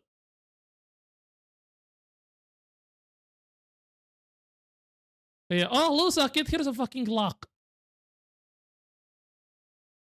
Semua tergantung agen. Enggak sih kata gue Krisma, ya semua tergantung agen, tapi Prudential itu quality dari satu agen ke agen yang lainnya itu nggak konsisten. Like you either get some of the best insurance service or you get fucked over 6 ways from Sunday. Pilihannya cuma 2.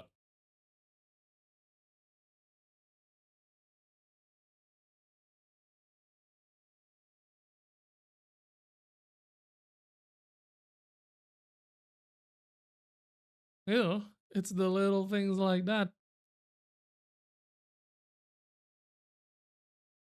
Nah, itu kayak contoh sesuatu yang gendut di atas. Look at this. Daftar gaji karyawan X-Line yang dibawa oleh Dirut Garuda Indonesia yang menjadi karyawan Garuda Indonesia. Darsito Hendro Seputro gross per bulan 117 juta. CEO Office Specialist. Cahyadi Indrananto gross per bulan 117 juta per bulan. Vika Karisma Ningrum protokol Ibu Direktur Utama 25 juta per bulan. Yang kayak begini yang gendut di atas. Iya gimana secara keuangan perusahaan lu nggak boncos kalau bayarin apa protokoler dirut aja bayarnya 25 juta anjir. Ini baru gapok. To be fair 25 buat dirut tuh agak kecil sih. Protokol. Bukan dirutnya protokol. Alias asisten. Alias I think protokol ibu diri itu bahasa halus buat bilang the babysitter. Still kinda small kalau menurut gua ya. Yeah. Tergantung berapa jumlah orang ya, tapi ya still kinda small karena memang apa namanya kayak jabatan-jabatan yang itu kayak pasti bisa lebih gede lagi. Depends, I guess. Enggak Simon, kalau yang itu gue bilang masih agak kecil. Yeah. No. Karena gue tak pernah tahu orang-orang kayak gini biasanya gajinya berapa. That's kinda legit small. Ya anjir gede di CEO Office Specialistnya anjir 117 juta per bulan. Lu ngapain Nah anjir itu. CEO Office Specialist lu ngapain? 25 juta per bulan itu kecil banget buat asisten. It's a normal stuff, so I mean it's alright, like 117 juta CEO Office Specialist, what the fuck exactly you do? Oh, I push some emails. Enggak juga kalau misalkan tiba-tiba lihat dulu aja sih, like gue nggak tahu juga dia ngapain gitu. Apa anjir gue ngeliat negara kayak begini. CEO Office Specialist itu tahan badan if shit happens. No, basically the sacrificial lamb. If shit happens. Okay. If shit happen, you sacrificial lamb. Ya. Apakah lu siapa? Lu 117 juta lu makan gaji buta for most of the time kecuali kalau tiba-tiba ada krisis di perusahaan. The problem krisis perusahaan happen, you fuck up. Iya, lu yang dikorbanin. Bye, bitch. Technically Sandra ya, Sandra kantor. Oke, kalau yang ini gue agak kasihan kalau yang ini. Oke, he got passed. Tapi 117 juta dan ini Garuda Indonesia. Kemungkinan Garuda besar masalahnya udah problem, Mon. Ya kemungkinan terjadi skandal tahun ini is like I don't know 10%. You'll be fine. Kayak dari tinggal sisa berapa bulan lagi, dari sisa 9 bulan dalam tahun ini, peluang terjadinya skandal itu dalam salah satu bulan dari 9 bulan tersisa ini, you'll be fine. You'll be fine, gak bakal ada krisis luar biasa besar. The problem is they just still mereka masih struggling, Mon. Habis krisis. Iya, habis krisis tapi bukan berarti kayak pensiunnya lo pada kena, Mon. Iya, tapi bukan krisis pesawat jatuh 5 kali berturut-turut kind of krisis, bukan krisis ternyata kita korupsi, ternyata uang maintenance pesawat dikorupsi dan jadi banyak pesawat kecelakaan kind of korupsi. Ya Ya yang karena krisisnya masih korbannya krisis internal. keuangan, ya krisis keuangannya masih ya korbannya masih internal. Lu bakal aman kalau posisinya di situ. Kalau udah eksternal baru lu yang dikorbanin. So you'll be fine. Mampus. Sorry. Oh my god. Kalau sampai Danatara saling kena exposure toga total, I'm actually curious kapan Danatara buka lowongan pekerjaan. I might apply there kalau ada communication specialist because God knows they need one. VTuber, ayo bikin VTuber jadi komunikasi spesialis Danatara. It will be so fun. Iya kayak they need a communication specialist. God knows they really need one. Dan ya kan kalau misalnya tiba-tiba collapse atau apa ya gue tinggal kabur ke luar negeri, gue kasih catatan-catatan gue ke New York Times, Oh, terus kayak actually, boom Mon, gue langsung tahu Mon. expose. Hah? Gue tahu Mon satu apa namanya konflik eksternal mereka, which Apa? ironically is not even their fault Mon. Apa? Penggantian pesawat. Oh. Boeing shit. Ya itu mah kecil lah, not a big issue lah, manageable lah, Jadi apanya kalau 50%-nya diganti Mon. manageable lah. Nah, itu setengah maskapai Mon. Itu masalah future siapapun yang kerja di CEO office, bukan masalah sekarang. Sekarang nikmatin aja gaji 117 juta.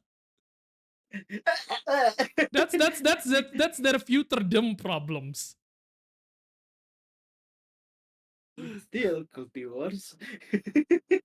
So bagaimana salah satu jalan ninja buat aman walaupun udah mau bangkrut? Well, yeah. Considering your track record still gonna make that devil's contract. I mean, gue masuk Danatara communication specialist, I'm gonna like keep a close note of everything. Terus kalau collapse, pass it off ke Tempo atau New York Times. Good work.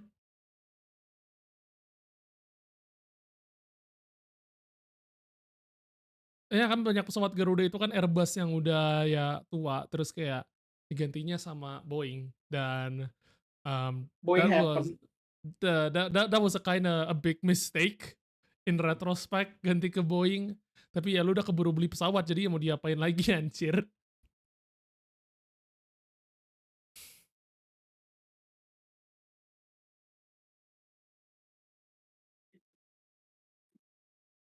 I Imagine mean, that's kinda what happened gak sih?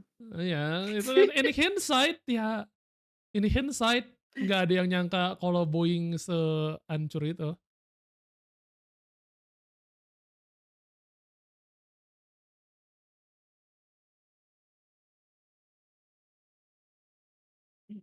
Ya sih pesawatnya apa Pak yang di Kalimantan tuh yang pakai baling-baling.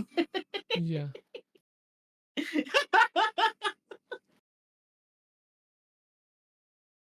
Oh boy, at this point better buy Comac dan Boeing. Ya gitulah, this is Indonesia man.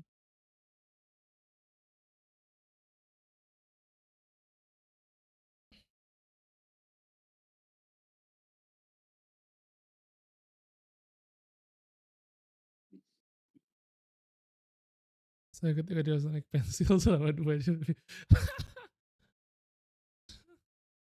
2 jam di dalam Kalimantan. Ya anjir gue gak ngerti tiket domestik harganya gak ngotak anjir, it's literally technically speaking cheaper for me buat beli pesawat ke Kucing terus naik bus dari Kucing ke Singkawang dibanding gue naik pesawat ke Pontianak.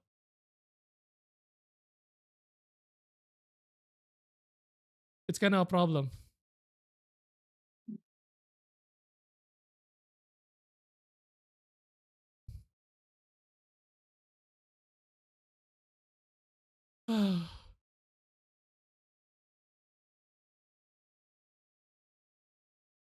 Oh boy, apalagi berita dalam negeri. Oh ya, Menteri Ebenezer, Wakil Menteri Ketenagakerjaan Ebenezer, namanya aneh banget anjir sumpah. Wakil Menteri Ebenezer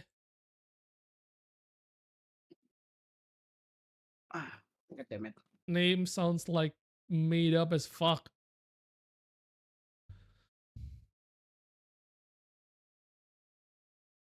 Kelas apa sih? Gue sampai lupa nama kelas gue. Wah, Ah. kayak ini kayak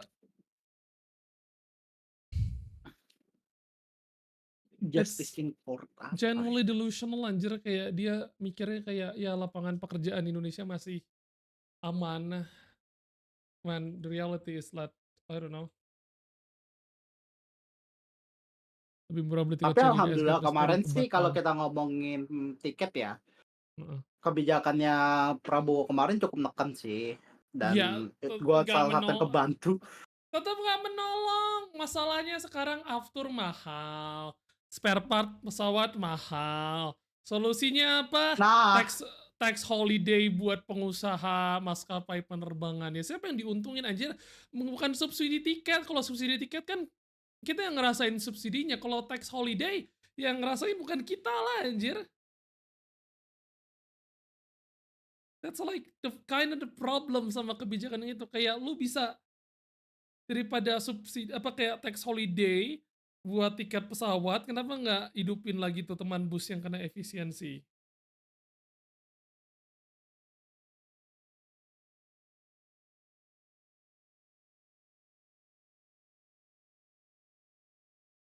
I swear to God. Makanya kan kayak yang diuntungin siapa? Lu harus lihat siapa yang diuntungin ya. Mana Wamenakar kita Ebenezer bilangnya kayak kayak ya lapangan kerja masih banyak kok ya, tapi kayak balik lagi lihat kualitasnya sekarang gimana. I don't think what we have right now, despite you can say banyak sektor pekerjaan di sektor informal atau UMKM, I don't think that's quality work.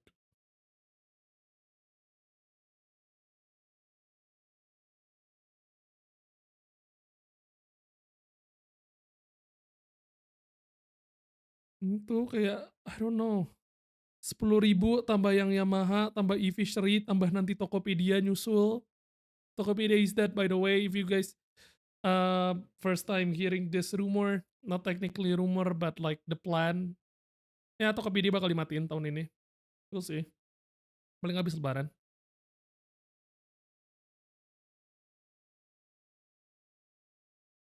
Pinter anjir, I swear to God, that was like most fucking genius move that we could.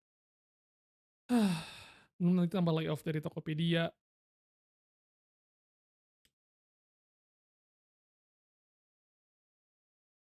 Ya, Tokopedia. They gonna shut down the whole thing this year. Beneran diganti sama TikTok Shop. Everything. It's done. Okay, how? Please elaborate. There's already a roadmap to shut down the desktop web tahun ini. Terus nanti aplikasinya juga di shutdown tahun ini.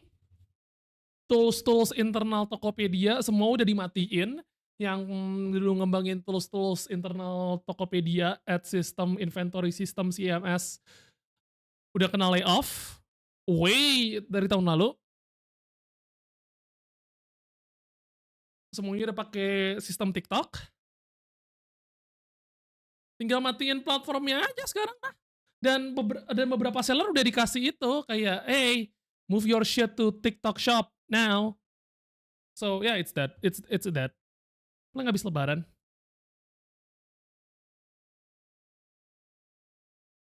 we are doomed. Tokopedia Goto, we are doomed. Dari e-commerce ya, e-commerce and some collaboration that I got the timeline ya. It's dead. It's dead.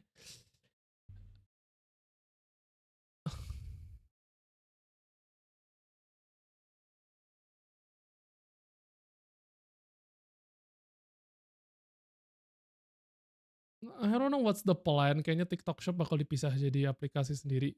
Kalau bakar duit atau pengaruh akuisisi, ya kita semua tuh kena tipu anjir. Yang akuisisi Tokopedia TikTok itu bukan akuisisi anjir. It's a capture. Kalau lu baca terms akuisisinya, Dan gue udah sempet baca, kita tuh sebenarnya dibegoin semuanya anjir, pemerintah juga dibegoin anjir. It's a capture. It's a market capture. TikTok ngelihat karena kebijakan pemerintah Indonesia kayak ngelarang mereka TikTok Shop, terus kayak oke, let's buy something. Dan kebetulan Goto perlu lepas aset karena mereka merugi terus. Padahal yang still lost leadernya Gojek bukan Tokopedia. Tokopedia was actually in the road to profitability by 2025, by tahun ini. Lo tau apa yang malah dilepas sama eksekutif Goto? Tokopedia. Absolutely amazing job for everyone involved, karena sekarang kita beneran kehilangan tools-tools lokal yang dibuat untuk pasar Indonesia yang udah dikembangin Tokopedia. Kita kena tipu anjir. That deal was a sham.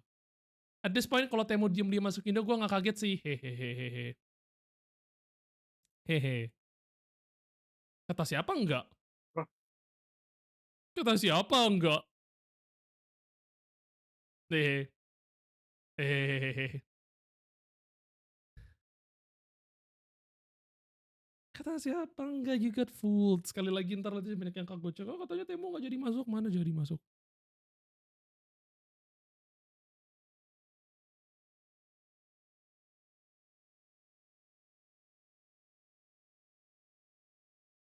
Ah, boy.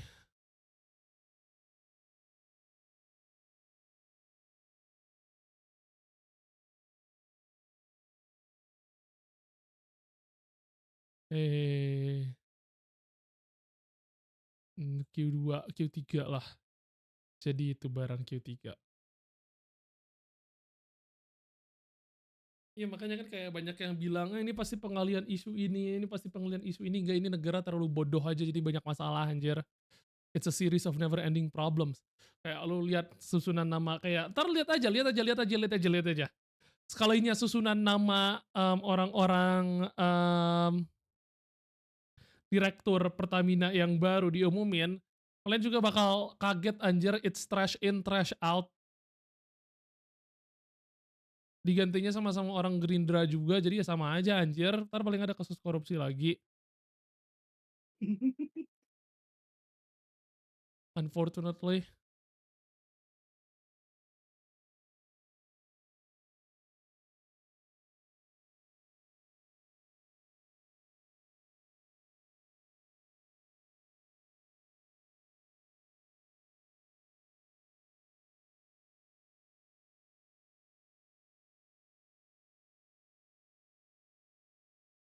Baru 3 awal tahun. I mean, part of it is also her fault.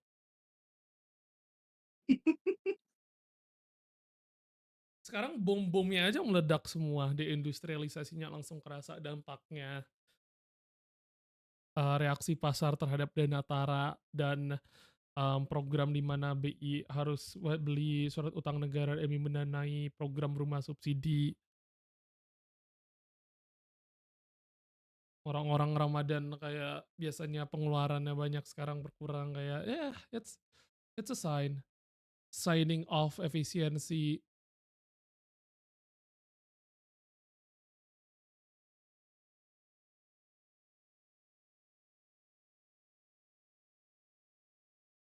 Ini kondisi negara lagi nggak baik-baik saja, cuy. I'm not joking. And it's not just us, nggak cuma Indonesia. Amerika juga ngalamin yang sama. Other countries is also like experiencing a slow. Especially US, karena kita sangat tergantung sama US. If US collapse, we all collapse. Yang tadi gue udah bilang di awal. Makanya kayak mana Trump dan Elon Musk yang juga bego lagi anjir. We're heading straight. Masalahnya Elon Musk tuh udah literal above law gara-gara jadi staff sus ini anjir, staff sus Gedung Putih. Bukan staff sus anjir, mah tabib anjir, tabib istana anjir. Iya, literal apa namanya kalau di Drama komputer kamu tahu gak ada yang megang buku itu tuh. No wood, my lord. Iya anjir. I mean every data we have, my lord. Kayak anjir, lo tau kan suka banget tuh di drama-drama Korea. ada raja yang bego nggak tahu apa-apa, terus antagonisnya tuh si tabib super jahat yang sebenarnya mengendalikan semuanya.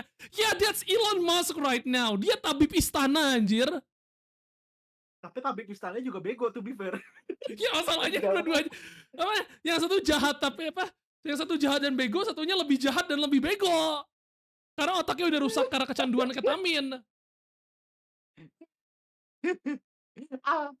Gini, Amerika keluar NATO nggak gitu masalah, justru malah mereka malah jadi apa namanya perang dingin yang paling agak lucu Eropa dengan Amerika. Tapi kalau dia sampai keluar UN, yang panik itu Israel. They cannot afford shit again. Anjir Iya bodoh kan? semuanya anjir. Tolol itu loh, makanya apa yang terjadi kalau lo pilih tabib istana yang udah otaknya rusak karena narkoba, kecanduan Twitter lagi. Kurang lengkap apa coba? Look, gini, emang negara kita tuh badut, but America right now is the world circle. Yeah, that's like the only one positive thing. Setidaknya penasihat Prabowo tidak kecanduan apa? Bukan pecandu narkoba dan kecanduan Twitter di saat yang sama. Beneran gue gak Lah ngerti iya kan? orang-orang yang masih bilang Elon Musk pinter anjir. Lo tahu tuh orang nge-tweet sehari berapa? Sehari berapa? At average 560 tweet. Siapa coba yang nge-tweet 560 kali sehari?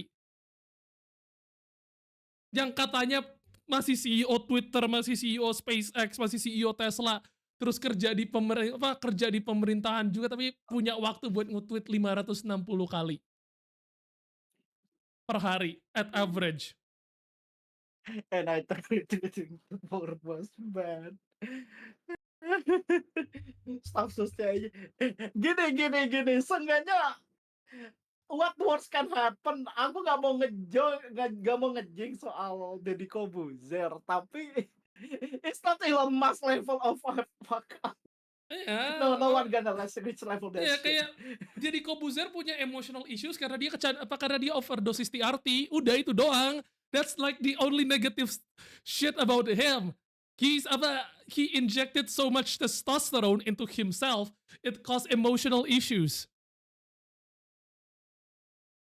But it's not Elon Musk level, no, far, terlalu jauh.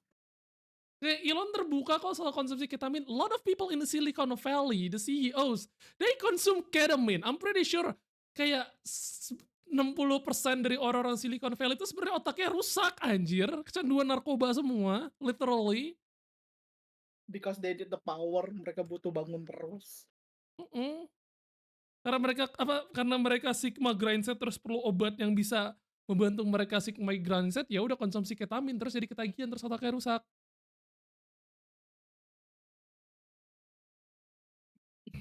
Masalahnya gini deh, kalau misalkan masih nggak percaya Deddy lebih penting, se-fuck up-nya Deddy nanti pun paling juga kenanya ke Menhan, nggak mungkin kayak terlalu ini. Iya, sepakat. Elon Musk literal the world at his hand at this point gitu loh. Ya paling yang kena itu kayak yang di DPR 1 tadi, Mon. Kalau apa namanya staff, dan dia juga cuma staff sus, dia nggak above law, dia cuma bisa ngasih saran. Iya. Elon Musk itu literal udah bertindak. Even Grok, even if you ask Grok will definitely say Elon Musk kecanduan ketamin. AI ciptaan dia sendiri aja bilang dia kecanduan narkoba anjir. Ini AI say it. That's the AI fact I can believe. Oh boy. Maksudnya things are looking pretty bleak. Gua bakal ngelihat spending behavior orang kita mendekati masa lebaran kalau masih lesu juga, ya shit's not looking good, chat. I will not sugarcoat it. Kalau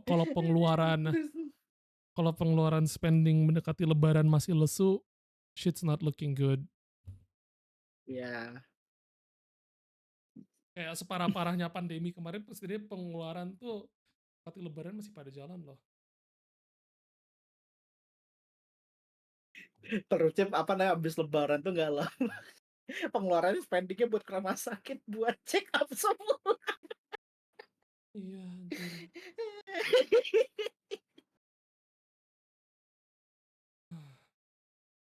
Belum juga kita ngebahas soal apa namanya vaksin dengan efek samping ya. Like oke lah kayak beberapa ini bukan gue jadi anti vaxxer enggak, cuma karena memang ada Mhm. beberapa teman gue yang ngeluh soal itu. eh dari kayak pertahanan tubuhnya agak lemah. Tapi the worst case itu kayak ada beberapa yang kayak gini ya Mon, Mmm. body mutation gak sih jatuhnya? Kayak kasusnya ada tuh satu cewek tuh yang teenager dia kena vaksin, apa namanya, chest-nya itu langsung ngegede parah Oh. dan abis dicek itu, apa namanya, itu normal, jaringan normal. Everything is so wrong this day, I don't know where to start gitu kan. Mhm.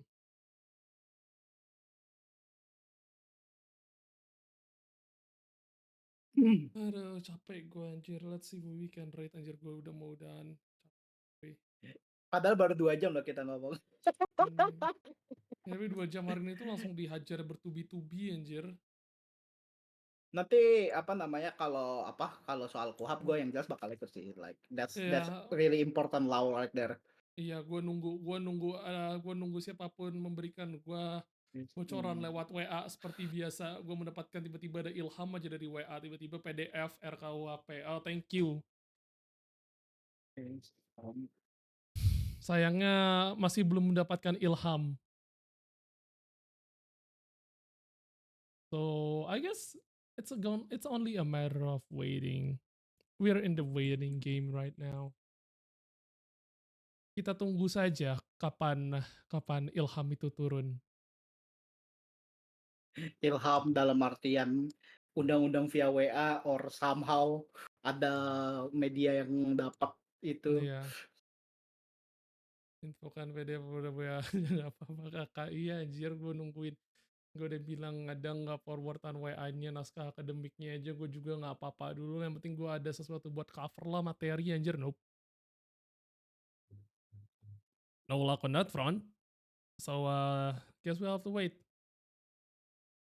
Kayaknya ini beneran anjir kayak ditutup-tutupin banget. Gue nggak ngerti kenapa. Genuinely, malah gue jadi kayak genuinely concern kenapa sangat ditutup-tutupin. Ya, gue juga concern sih, nggak bohong. Kayak apa yang mau lu sembunyiin anjir? What are you hiding?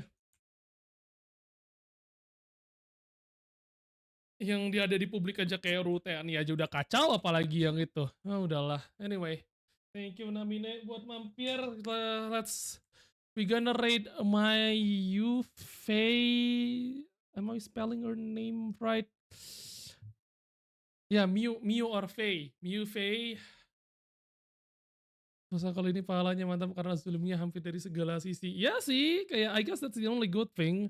But it's not even a good thing, soalnya banyak yang beneran susahan. Kayak lu bayangin aja nasib 10.000 lebih.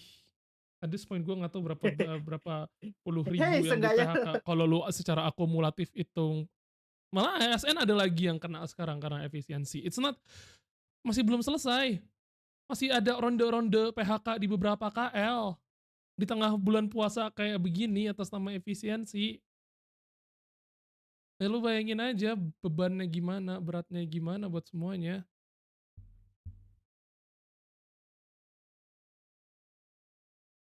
Even my rich friends are like, Rizky Rizky look at my investments dog, gua rugi ratusan juta. I was like, oh fuck. Yeah, that's not good. Kalau market udah sampai reaksinya kayak begitu, I don't think that's good. Mau nambah berapa T lagi tuh dan Natara? Sekarang kan baru 200 triliun kan? Targetnya kan 700 triliun. So, masih 500 triliun lagi. We're gonna be in a lot of pain. That's all I gotta say. Anyway, ya let's Let's raid Faye atau Miu Faye. Actually, I don't know. Hope New is coming. Way. Juve. Selamat malam, selamat beristirahat. I don't know, I might stream tomorrow. Kalau misalnya RUU KUHP udah bocor besok, gua stream besok, gua seret Namine lagi besok. Sorry. Course. Gak nggak apa-apa, justru gua open. Iya. Tapi Iya. by the way besok mungkin gua datangnya agak telat karena gua ada kelas dulu. Iya nggak apa-apa. Tapi kayak as soon as I got it, Namine, I'll drag Namine as usual. Oke. Ya selamat malam, selamat beristirahat. See you guys whenever I want to stream. Good night, goodbye, bye bye. Bye. And raid. Oh my god, capek anjir. Gue masih belum dapat bocorannya lagi anjir.